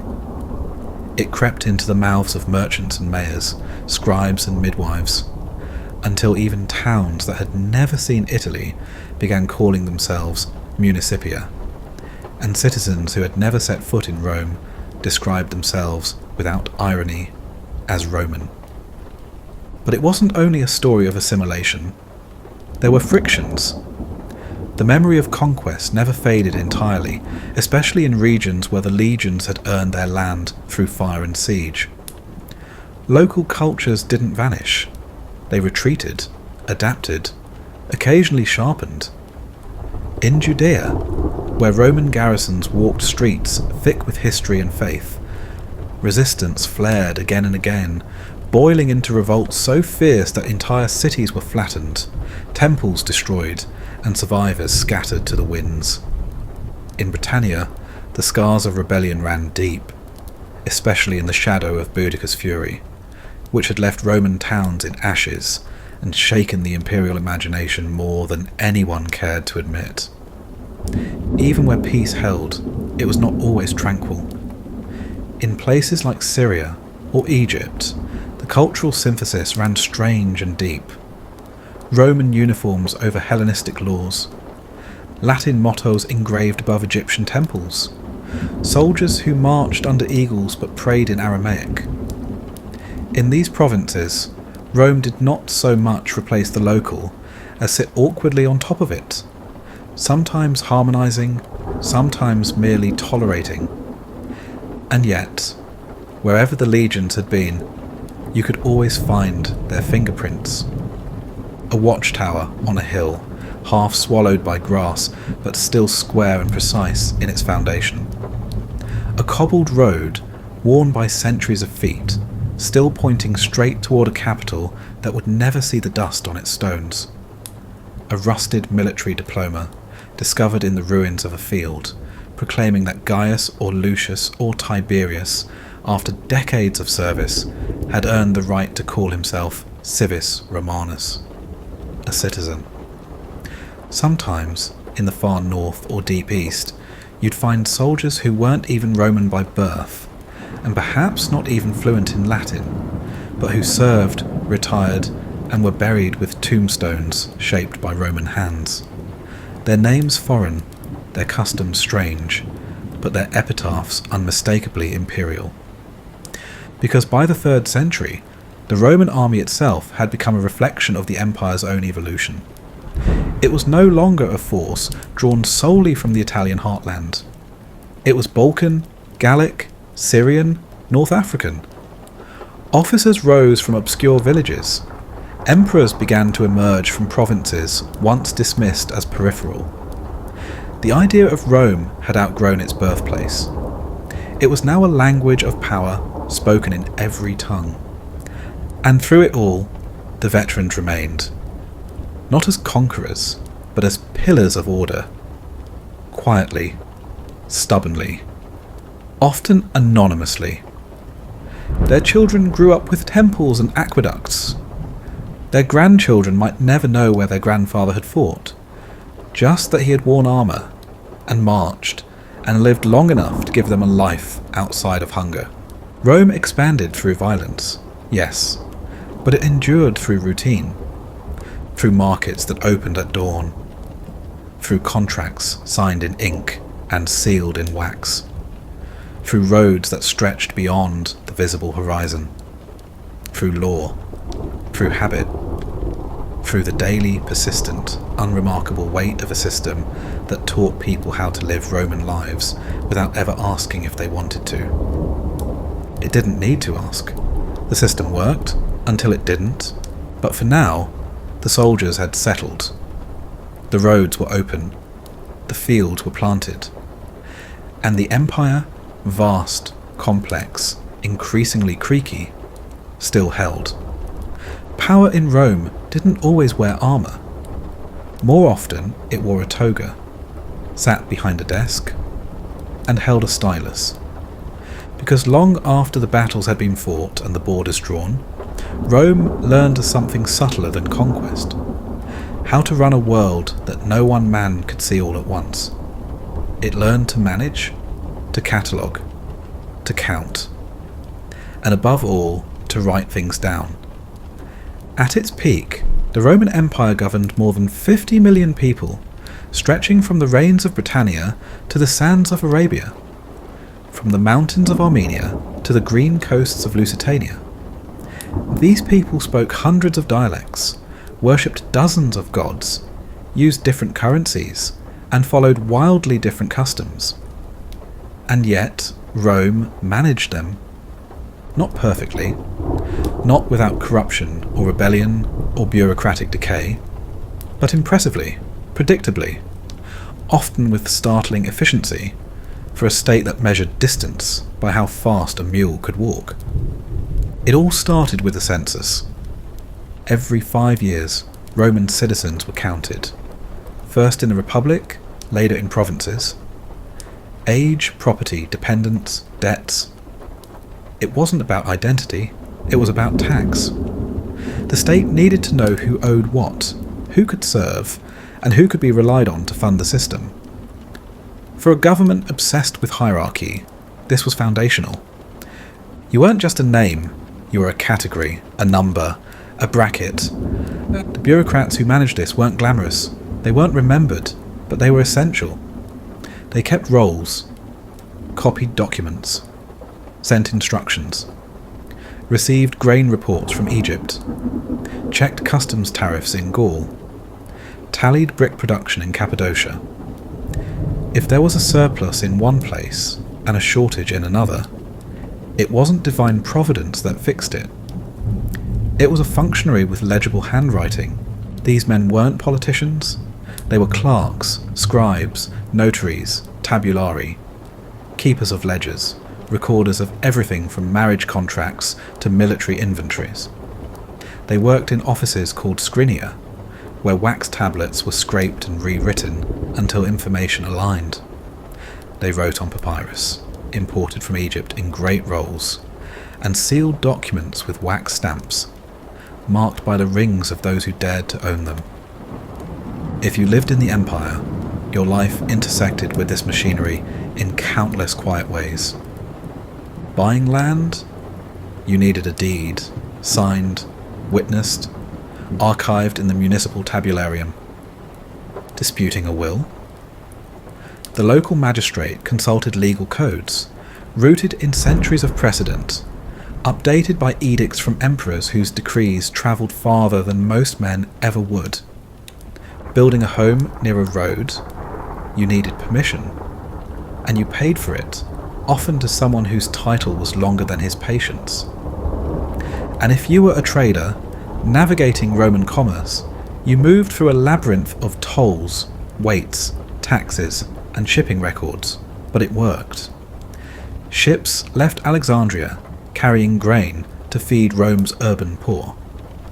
Merchants in Antioch sold silks from the east. Olive oil from Hispania, sloshed in clay amphorae that bore official stamps of weight, region, and approval. Bureaucracy wasn't just a burden, it was a signal of trust, of scale. Even Rome's coinage was an act of administrative genius. Silver denarii, bronze asses, gold aurei, each coin bore the face of the emperor and inscriptions declaring his titles, victories, or lineage. The very money in your hand told a story of legitimacy, of order, of whose face mattered and why. Inflation came and went. Coinage was occasionally debased, but the basic system held for centuries. In marketplaces from Londinium to Cyrene, a Roman coin still meant something. A shared value, a common language, a recognition that you were inside the system. The legal framework was just as intricate. Rome didn't invent law, but it formalized it, codified it, gave it architecture, contracts, inheritance, property rights, liability, marriage, debt. If you were a Roman citizen, you had rights, though they varied by class, sex, and fortune. If you weren't, you might still fall under Roman law in civil matters. Provincial governors adjudicated disputes. Courts were held in public spaces. Appeals rose slowly up the chain. And over time, the patchwork of laws became something greater. In the 6th century, long after the Western Empire had cracked apart, Emperor Justinian in Constantinople ordered a complete compilation and clarification of Roman law. The result, the Corpus Juris Civilis, was one of the most influential legal documents in world history. It outlived the empire that birthed it. In many ways, it still lives. But law was not just about courts or codes. It was about the rhythm of daily life. How a marriage was recognized, how a child was named, how a boundary was marked, how a debt was collected. Rome wrapped itself around these moments, not visibly, not always intrusively, but consistently. The state was present not just in times of drama, but in the routines. The notarized transaction, the approved repair, the logged shipment. Infrastructure fed this system, roads famously, but also mile markers, maps, post stations. The cursus publicus, Rome's official courier service, allowed messages to travel with remarkable speed. Relays of horses, inns for rest, messengers with imperial warrants. An order issued in Milan could reach the coast of Dalmatia or the foothills of Armenia with breathtaking reliability. The empire wasn't fast, but it was steady, and beneath it all was a simple truth. Rome believed in records. If it wasn't written down, it hadn't happened.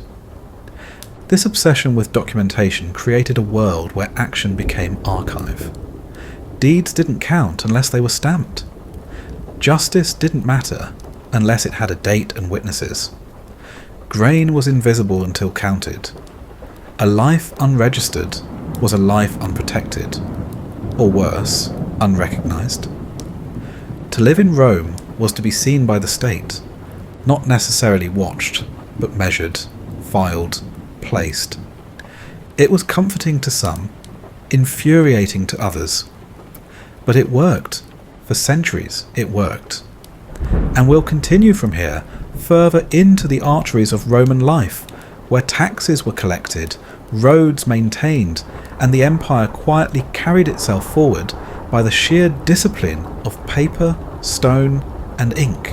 The miracle of Rome was never just in its armies or emperors. It was in how it held itself together. Across deserts, mountains, rivers, and forests, it sustained a network of control that didn't rely solely on fear or on loyalty, but on structure. Roads, bridges, tolls, weights, ledgers. Quiet forms of power laid down in stone and routine. It wasn't romantic, but it worked. You could trace the empire not by its battlefields, but by its roads. They began as military necessities, hardened routes carved into enemy territory to move legions swiftly and securely. But over time, they became lifelines, arteries of commerce, of information, of tribute. The roads were famously straight, not because Romans hated curves, but because curves wasted time. The engineers surveyed, calculated, and cut. When a hill rose, they went through it. When a swamp loomed, they bridged over it. The results were feats of precision, often layered with gravel, stone, sand, and tightly packed earth. Some remain to this day, still walkable, still recognizable. Mile markers line these routes, each inscribed with the name of the emperor who ordered its construction, and the distance to the next major town. It was both information and propaganda, a reminder that no matter how far you'd wandered from the capital, the system still knew exactly where you stood. Along the way, travellers found mutations, relay stations to change horses, and mansions, basic inns run by the state where officials could rest, eat, and prepare for the next leg. These weren't luxurious, but they were functional, clean enough, reliable, like the empire itself. The courier system, the cursus publicus, used these roads to carry letters, decrees, and intelligence at speeds that astonished even its users. Couriers rode day and night, bearing dispatches sealed with the authority of the emperor. They had the power to commandeer fresh horses, demand shelter, and override local officials. Their presence signalled urgency. Their arrival changed outcomes. But for the average person, the roads were more mundane and more essential. Merchants used them to carry grain, wine, wool, timber, and ceramics from province to province. Pilgrims used them to visit shrines. Soldiers used them to retake garrisons or retire home. Farmers used them to cart goods to market towns. Slaves marched down them in chains. Freedmen walked them with hope. If you sat by a road long enough, you would see the entire empire passing in pieces. Tax collectors riding with ledgers in hand, provincial governors with retinues and translators, priests with sacred relics wrapped in cloth, builders hauling marble columns, beggars with crude wooden signs, and the occasional senator who'd rather be anywhere else. And alongside the roads ran the taxes. Rome taxed everything it could see, and many things it couldn't.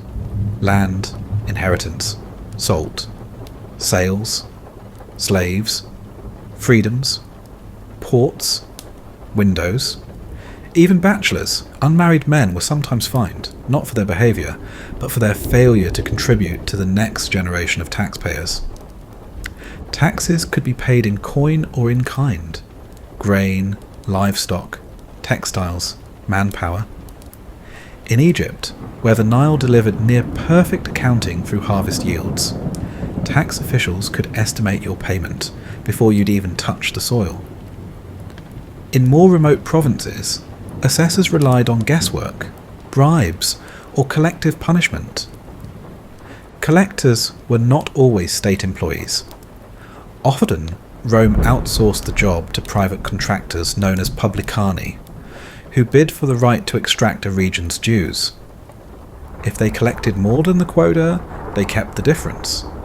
It was efficient, it was exploitative, it was Roman, but taxes didn't just disappear into the void. They funded the machine. They paid soldiers, built walls, maintained roads, supplied public granaries, and fueled imperial building projects. In cities, taxes funded aqueducts, stone marvels that carried water over valleys into fountains, public baths, and homes with enough status to warrant indoor plumbing. Engineers surveyed land, constructed arches, managed flow with gradients so slight they seemed invisible. A single aqueduct could carry millions of gallons per day from springs dozens of miles away, with nothing but gravity and geometry guiding the path. Cities prospered in their shadow. Clean water meant public hygiene. Public hygiene meant public health. Public health meant fewer riots. For all its brutality, the empire had a logic, and it applied that logic to water, as it did to roads, as it did to taxation. Sanitation extended to sewers, most famously the Cloaca Maxima in Rome, a massive drain that still carries water today. Waste was flushed from homes and bathhouses, channeled beneath the city, and dumped into the Tiber, where the illusion of cleanliness ended. But the infrastructure worked, until it didn't. As the empire aged, maintaining the system became harder. Corruption grew, roads cracked, aqueducts silted, the bureaucracy ballooned, officials bribed for appointments. Tax assessments became more arbitrary, and always the military loomed, expensive, demanding, and dangerously aware of its own power. In desperate moments, emperors debased the currency, diluting silver with cheaper metals, causing inflation that gnawed at the economy from within. Trade slowed, confidence faltered. Provinces began to hoard resources rather than circulate them. Self-sufficiency replaced participation. The web frayed, and yet, for centuries, it still held. Because at its heart, the empire wasn't just geography or ideology, it was infrastructure. A habit of organising life at scale. An instinct to measure, to route, to document, to build. This was Rome's true conquest. Not a battlefield, but a blueprint. Even as political control slipped, the systems remained. Cities kept using Roman laws. Merchants kept following Roman roads. Communities kept relying on aqueducts built by engineers whose names were long forgotten. The empire's body aged, but its bones were sturdy. And beneath it all, still moving, often unnoticed, was the bureaucracy. Censors marking names, accountants checking shipments, surveyors measuring roads, clerks copying letters, men with styluses and tired hands and rules that outlived the emperors who had signed them. They weren't remembered, but they kept Rome running. There is no single date when Rome fell. No thunderclap, no flag lowered, no line drawn across the map that said, before this, the empire stood. After this, it didn't. Instead, the fall was a process. A slow, uneven contraction. One province at a time. One broken law. One sacked city. A decay that crept in through forgotten doors and unanswered letters. To live through it must have felt like nothing in particular, until it suddenly felt like everything. The signs were small at first. The roads, once groomed with care, began to wear at the edges. Stones went missing. Wayposts fell. Travellers arrived later, more tired, more anxious. The inn still had beds, but fewer patrons. Fewer supplies. The bread got smaller, the prices rose. Tax collectors became more aggressive, less precise. Sometimes they showed up twice in a year, unsure if their records were current. The ledgers, once updated regularly, now bore smudges and gaps. Officials changed too quickly to be recognised, and many who held power no longer came from Rome, or even answered to it. The local governors did their best, or at least pretended to. But even they knew that edicts from the capital now travelled slower, arrived garbled, or failed to arrive at all. It was no longer clear whether Rome's silence meant permission, or simply absence. In some towns, the statues were still polished, the forums swept, the temples maintained. People clung to the rituals, the language, the illusion of continuity. But in others, the weeds came through the stones.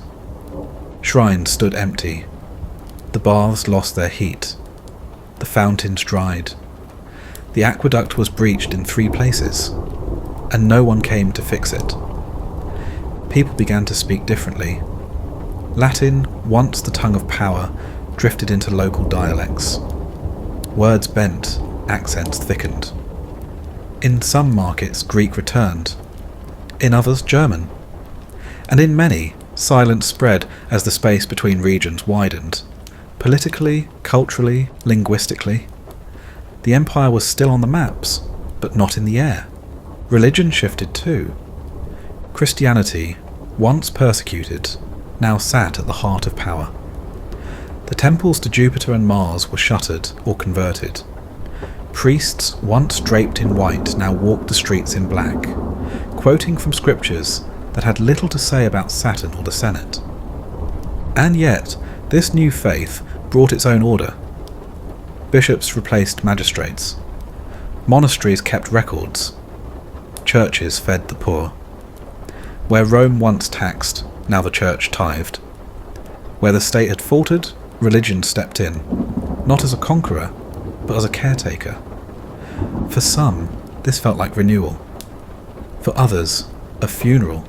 The coinage changed.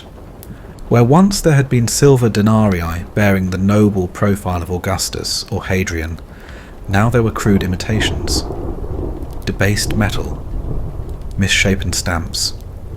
Emperors you'd never heard of, ruling from cities you couldn't find. Their titles grew longer, their reigns shorter.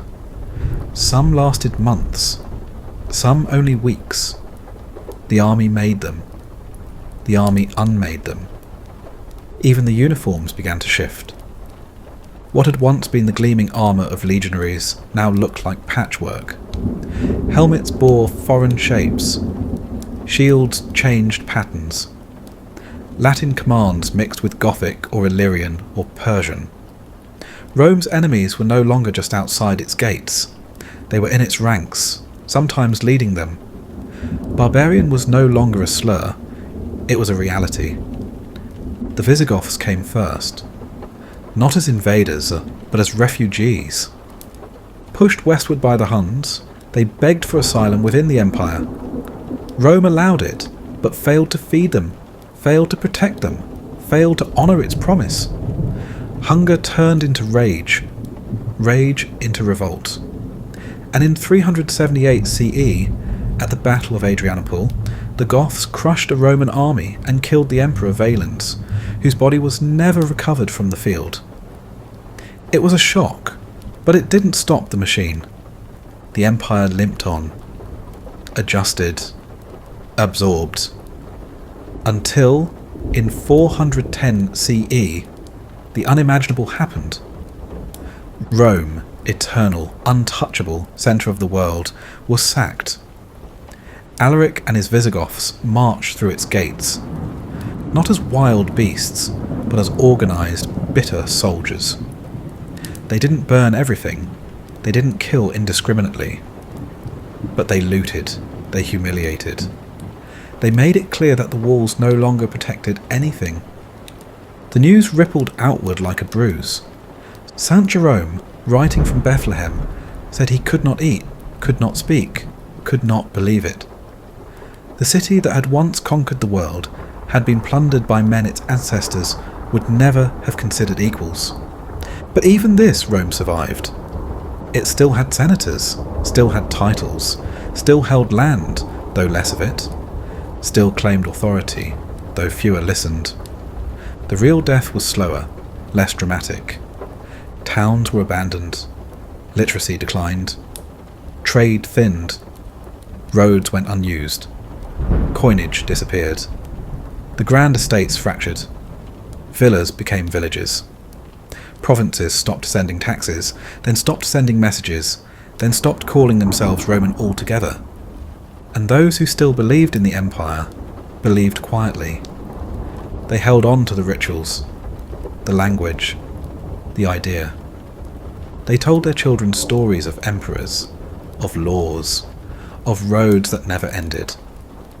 And perhaps when the roof leaked, or when the new local warlord demanded tribute, or when the church bell rang in place of the old temple horn, they whispered, not in despair, but in exhaustion. This is still Rome, isn't it? By the time the Western Roman Empire finally collapsed in name, in that symbolic moment of 476 CE, when the boy emperor Romulus Augustulus was deposed by a barbarian general named Odoacer, it barely made a sound. There was no final battle, no grand farewell in the Senate, no mass revolt or mourning in the streets. Just a quiet arrangement. The imperial regalia was sent back to Constantinople, and a message was delivered that the West no longer required an emperor of its own. It would manage just fine under the care of local rulers. And for many people it already had been. The distinction between Rome as a government and Rome as a memory had blurred beyond recognition. In Italy, power passed not with ceremony, but with momentum.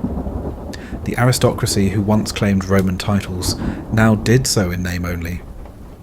The senators still met, but no longer to govern. They met because they always had. Their meetings were quieter, the buildings were colder. The city itself, once the gravitational centre of the known world, was now a relic. An ageing marble carcass whose population had shrunk from over 1 million to perhaps 30,000. Goats grazed in the forum. The aqueducts, damaged in sieges or simply neglected, had stopped running in places. The great bath complexes stood empty, echoing and dark, their domes cracked, their bronze stolen. But the shell remained. In some corners the old grandeur still flickered. The Senate House still bore its columns. Latin inscriptions still stretched across the facades of temples, now used as churches or granaries. Statues of forgotten emperors still stared into empty plazas, but the meaning had drifted out of them. They were no longer symbols of power. They were artifacts, even then. In the countryside, Roman villas gave way to fortified manors. Towns once connected by paved roads became isolated, bounded not by the empire but by the reach of a local bishop or a petty warlord. Trade routes collapsed, literacy withered. The economy contracted into smaller loops, local, familiar, face-to-face. Coinage, where it still existed, bore images no longer recognised. Most transactions returned to barter. Most news didn't travel. Even the language changed. Latin, once the voice of empire, fractured under pressure. In Gaul, it picked up Celtic rhythms. In Iberia, it bent toward regional inflections. In Italy, it wore down into dialects that would one day become Italian, but which, at the time, sounded merely like a tired echo of something older, something imperial. Only the church retained the original tongue with consistency. In the chants, in the scriptures, in the whispered phrases of Mass, Latin survived. Not because it was understood, but because it was sacred. The empire had taught people to obey authority. The church inherited that obedience and wrapped it in incense. And what of the roads? They endured for a time. Some still carried merchants. Some were walked by pilgrims. Some were guarded by monks who had taken over abandoned outposts, planting vineyards and copying manuscripts in what used to be customs houses or signal towers. But most began to crack. Without engineers, the stone slabs loosened. Without soldiers, the bridges failed. Without maps, the paths diverged into local trails. And without purpose, the roads became ruins. People still passed through them, but they no longer understood who had built them, or why they pointed in the directions they did. The idea of empire shrank inward. By the 6th and 7th centuries, to be Roman meant something different depending on where you stood. In Italy, it might mean being part of the old senatorial class. In Gaul, it meant speaking a certain dialect, or following certain customs. In the East, it still meant belonging to an actual state, the Byzantine Empire, which proudly retained the Roman name. But in the West, Rome had become more myth than map. The kings who rose from its ashes still called themselves Rex Romanorum, kings of the Romans. Charlemagne, centuries later, would revive the title of emperor. The Holy Roman Empire would claim descent from Caesar himself. But these were masks, costumes, echoes. The system was gone, the legal order, the bureaucracy, the consistent currency, the connected cities, all replaced by something narrower, more immediate, more fragile. And yet, fragments remained. In the foundations of churches, where old Roman stones had been reused. In the street grids of towns that still followed their ancient layouts. In the words etched into law codes and charters, where Latin phrases appeared like fossils. In the rituals of coronation, where new rulers borrowed old gestures to lend themselves weight. Even the dreams remained. When monks in Ireland copied texts in candlelight, they often didn't understand the grammar, but they revered it. When peasants heard the story of Caesar or Trajan, they didn't grasp the political context, but they remembered the names. Rome, for them, was a story of greatness. Not necessarily good, but vast, majestic, ordered. The kind of place where things made sense. It became a longing, a compass without a direction. And so, Rome didn't fall. It faded, worn down not by a single blow, but by 1,000 quiet absences. The absent engineer, the absent tax collector, the absent soldier, the absent word for something that used to be simple, until one day a child stood on a crumbling aqueduct and asked who had built it, and no one remembered. Rome had fallen in the west, but in the east it never admitted defeat. The city of Constantinople still rose above the Bosphorus, its walls defiant, its churches filled with incense, its courts alive with ceremony. The people who walked its streets called themselves Romaioi, Romans, not nostalgically, not metaphorically, literally, as if nothing had changed. And for them it hadn't. The capital had shifted, yes, from the Tiber to the Golden Horn, but the empire, as they understood it, endured. The emperors still reigned, the bureaucracy still functioned, the army still drilled. Coins were minted, taxes collected, and laws issued. There was no sense of ruin, only of continuity. But it was a different kind of Rome. This was a Rome that spoke Greek more often than Latin. A Rome whose law codes still drew from Justinian, but whose culture had absorbed centuries of Hellenistic art, Persian influence, and Christian theology. A Rome no longer centred on the Forum, but on the palace, the cathedral, and the harbour. And above it all, the dome of Hagia Sophia, vast, floating, luminous, cast its shadow across a city that had made faith its spine. Religion was no longer just tolerated, it was policy. Doctrine shaped diplomacy. Heresy was treason. Emperors convened councils not to raise armies, but to define the nature of Christ. Bishops wielded power that once belonged to generals. And throughout it all, monks whispered prayers in candlelit cells, copying manuscripts and arguing over the calendar.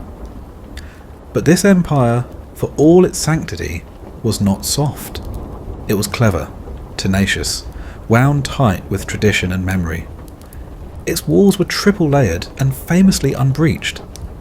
Its harbour was protected by a giant chain stretched across the water, rising at night like a silent gate. Its engineers developed Greek fire, a weapon so terrifying, so secretive, that its formula died with the empire. It burned on water. It clung to ships. It demoralised entire fleets. Enemies came and went, the Arabs, the Bulgars, the Rus, but Constantinople held. Siege after siege, the city endured not through brute strength alone, but through timing, negotiation, and the sheer inertia of its own legacy. The emperors changed. Some were scholars, some were soldiers. Some were installed by court intrigue, or army mutiny, or the whims of a popular mob. But all wore the purple. All sat beneath the mosaics of Christ Pantocrator, and called themselves the heirs of Augustus. And outside the city, the world kept shifting. Slavic tribes moved into the Balkans. Islamic caliphates grew and fractured. The West fumbled through the early medieval centuries, building kingdoms from the bones of the old empire. But Byzantium remained. It survived not because it conquered, but because it adapted. Its borders shrank, yes. Its power waned, but its culture deepened. Iconography blossomed into an art form. Theology matured into dense, debated, metaphysical architecture. Liturgies stretched into hypnotic chants. And the bureaucracy, ever faithful to its own habits, kept track of ships, harvests, land grants, titles, pensions. To be a Roman in Constantinople was to believe that history was not behind you, but beside you. In the walls, in the books, in the weight of the crown. The crown itself was strange, an open circlet with pendants of pearls hanging down over the emperor's face. It was not meant to impress with grandeur, but to evoke mystery, sacredness.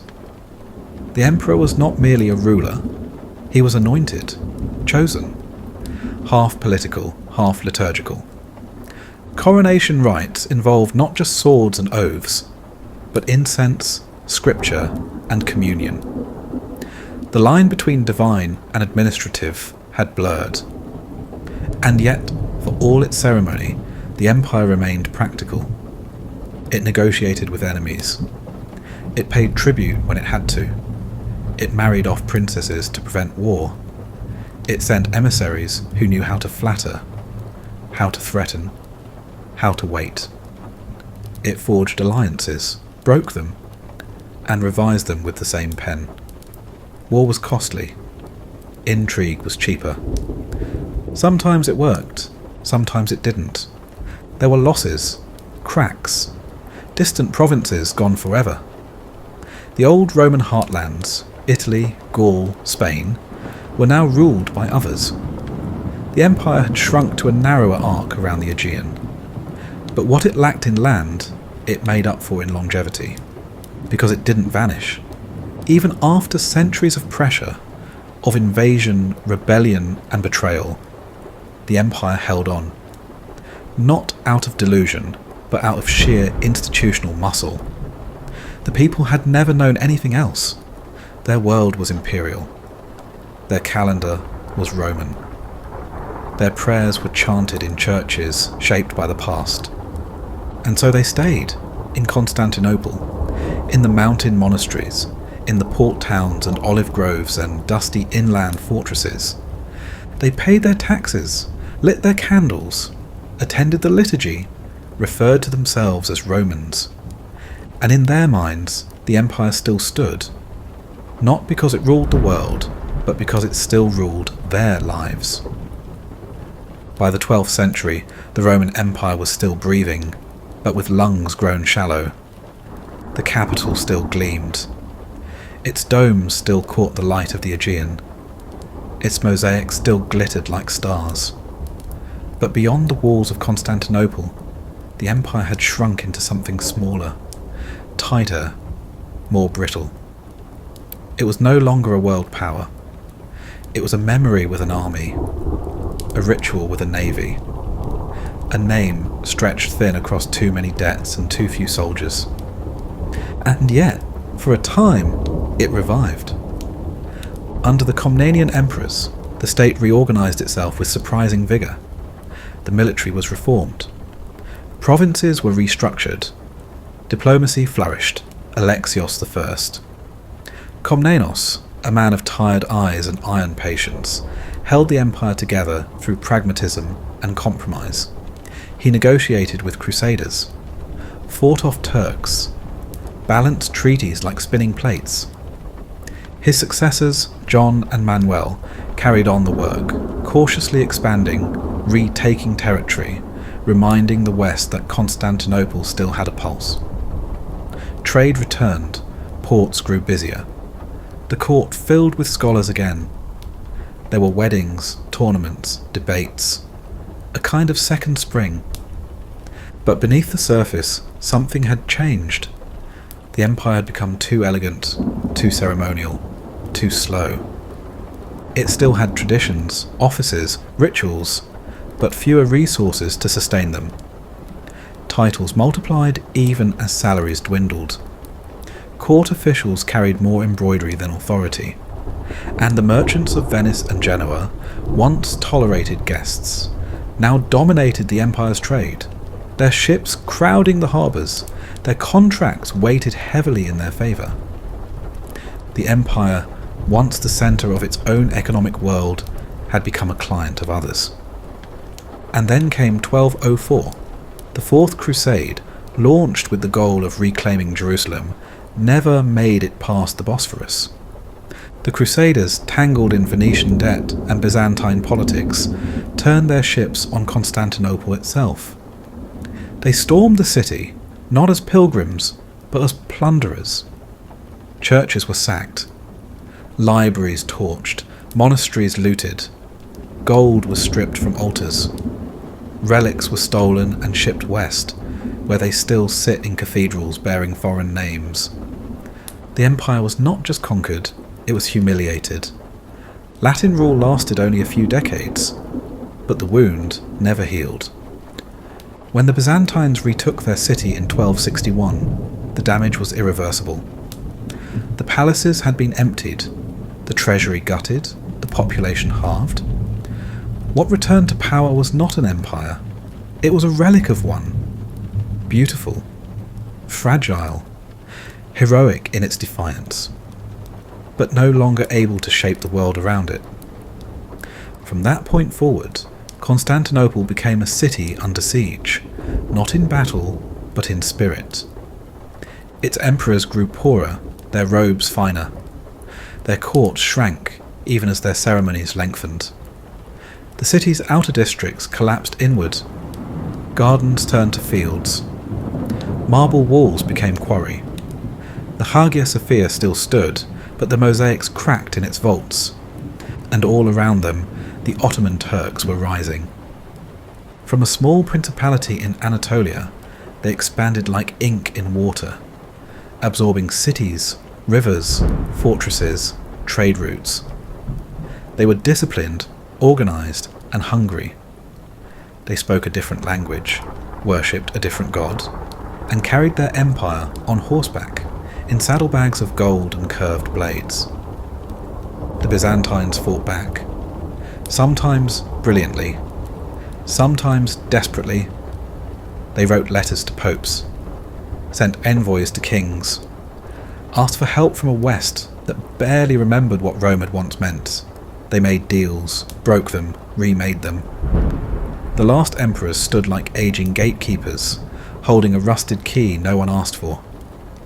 And yet the city endured, because Constantinople had always endured, through earthquakes and civil wars, through fires and famines, through enemies at the gates and traitors at the hearth. Its walls had held, its domes had risen, its bells had called the faithful, even as the empire behind them fell away like dust. But time was no longer patient. In 1453, Sultan Mehmed II, young, brilliant, relentless, marched to the city with an army of tens of thousands and a weapon no emperor had yet faced: gunpowder. Massive cannons, cast in bronze, pounded the walls that had repelled 1,000 years of enemies. The siege lasted 53 days. The defenders, outnumbered and outsupplied, held as best they could. Citizens prayed in churches by candlelight.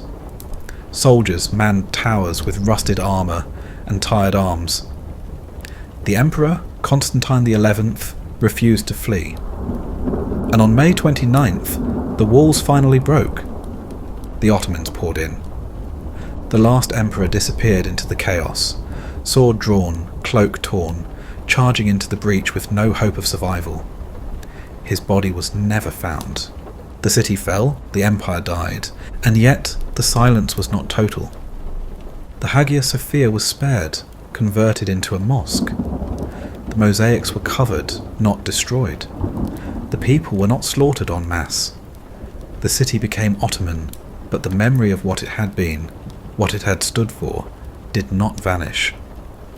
For centuries, the world had watched this small flame burn, sometimes bright, sometimes dim.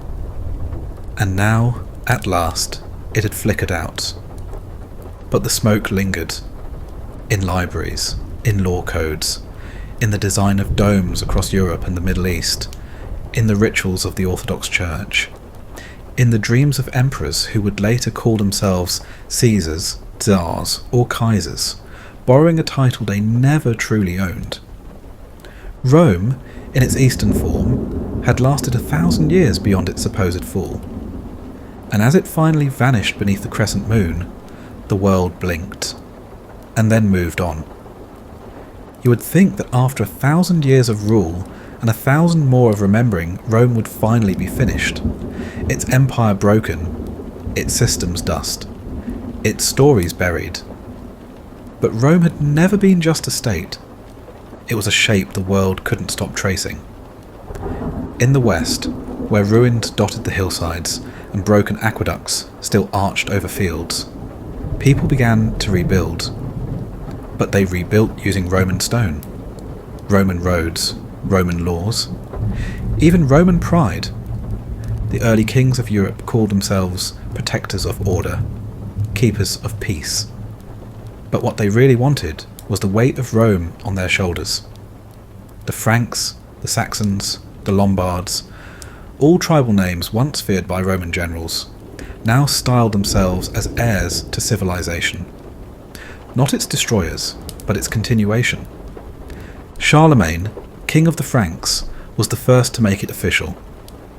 In the year 800, he knelt in St. Peter's Basilica and had a golden crown placed on his head by the Pope, not as king, not as conqueror, but as Imperator Romanorum, Emperor of the Romans.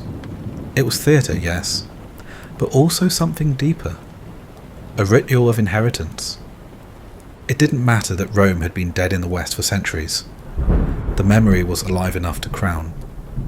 Charlemagne's empire would fracture after his death, but the title remained. For centuries, rulers across Central Europe used it to bind themselves to a legacy they could never quite claim. The Holy Roman Empire, they called it. A patchwork of principalities, bishoprics, and kingdoms, rarely holy, never quite Roman, and only vaguely an empire. But the name mattered. It turned castles into palaces, courts into senates, decrees into edicts. Even the most ambitious noble could not simply be a king. He had to be a Caesar, a second Augustus, a shadow of the men whose statues still stood in ruined forums. And the Church, Rome's other survivor, played its part too. The Pope, once a bishop among many, became a kingmaker. His approval could make or break an emperor. His city, Rome itself, became the centre not of empire, but of faith. Pilgrims came not to see the Senate, but the saints, not the Caesars, but the catacombs. Even so, the streets still echoed with Latin. The buildings still bore the stamp of empire. And in the hearts of the faithful, the Church and Rome were often the same word. As the centuries passed, Rome turned from memory to inspiration. In Italy, during the Renaissance, scholars unearthed forgotten manuscripts, read dusty law codes, and began sketching buildings with arches and domes not seen in 1,000 years. Painters dressed their saints in togas. Sculptors gave their Madonnas the posture of Roman matrons. Poets wrote in Latin not because they had to, but because it felt like home. Cicero's rhetoric, Virgil's epics, Livy's histories, they became guides, not just to the past, but to what civilization ought to look like. Rome became less a story of decline and more a map of ambition. In Florence, the Medici sponsored buildings that echoed imperial baths. In Venice, the Senate sat in chambers that recalled the Curia. In Paris, palaces were lined with columns as if Augustus himself might arrive. The idea of Rome was everywhere, but this time dressed in velvet, holding a quill. And across the sea, in the newly forming world of the Americas, the echoes grew louder still. The founders of the United States, looking for a model of republic without monarchy, looked back not just to Athens, but to Rome. Washington was called a new Cincinnatus, a general who gave up power. The Senate chamber echoed the old names. The architecture of government buildings, capitals, rotundas, colonnades, was unmistakably Roman in design. The very word republic came with a Roman weight, and on their money they printed Latin. E pluribus unum, Annuit coeptis, novus ordo seclorum, not for nostalgia, for legitimacy, because Rome, even in absence, gave form to power. But not all who invoked it did so in peace. In the 20th century, Rome's image was used again, but in darker ways. Fascist regimes in Italy and Germany draped themselves in Roman imagery. Eagles, columns, laurel wreaths, Latin phrases distorted to fit modern ambition. Mussolini paved roads over ruins and gave speeches beside broken temples. Hitler studied Roman logistics and paraded his army like legions reborn. They did not honour Rome, they wore it like a mask. And the world saw the danger of ruins resurrected too quickly, too cleanly, without understanding the weight of what was lost. Rome, in truth, had never needed resurrection. It had never vanished. It lived in legal codes, in city grids, in alphabets and calendars and the rhythm of parliaments. It whispered in law courts, in street names, in the language of scholars and surgeons.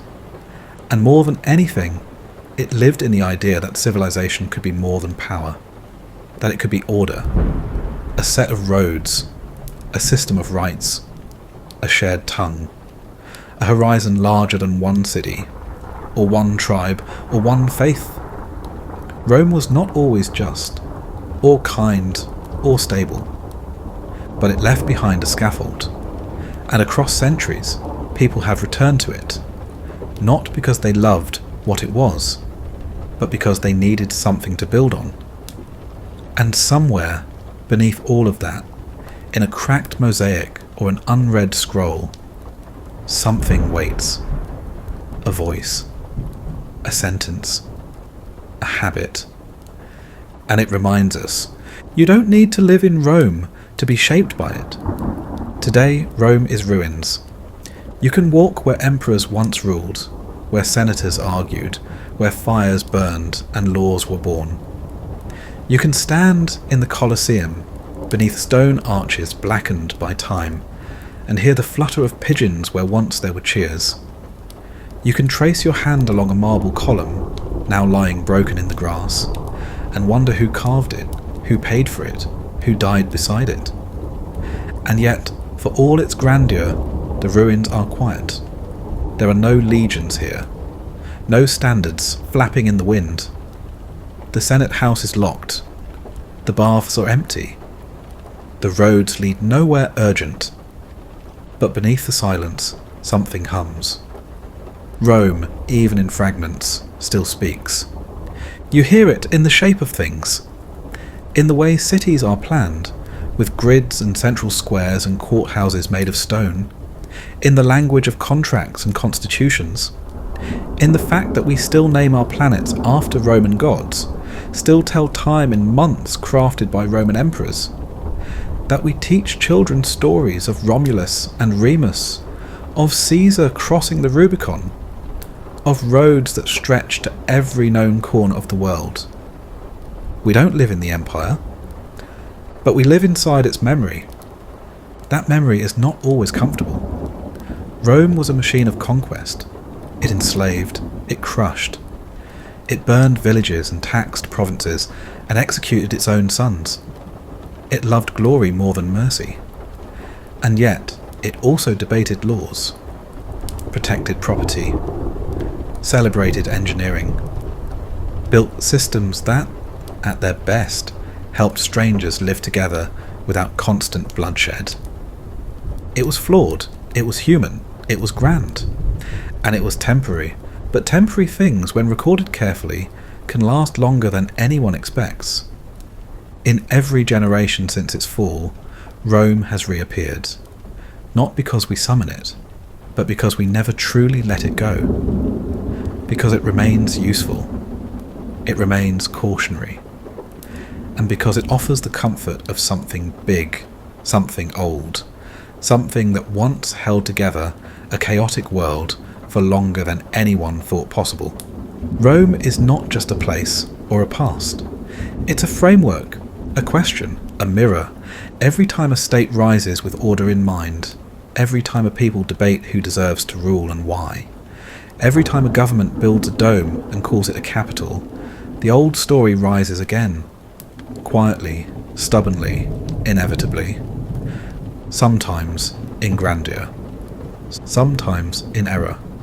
But always as a shadow just behind the present. And so the story of Rome does not end. It drifts from stone to parchment, from parchment to paper, from paper to glass screens, lit at midnight, read by people half asleep, half wondering. How did it last so long? What did they know that we don't? Could something like it exist again? Should it?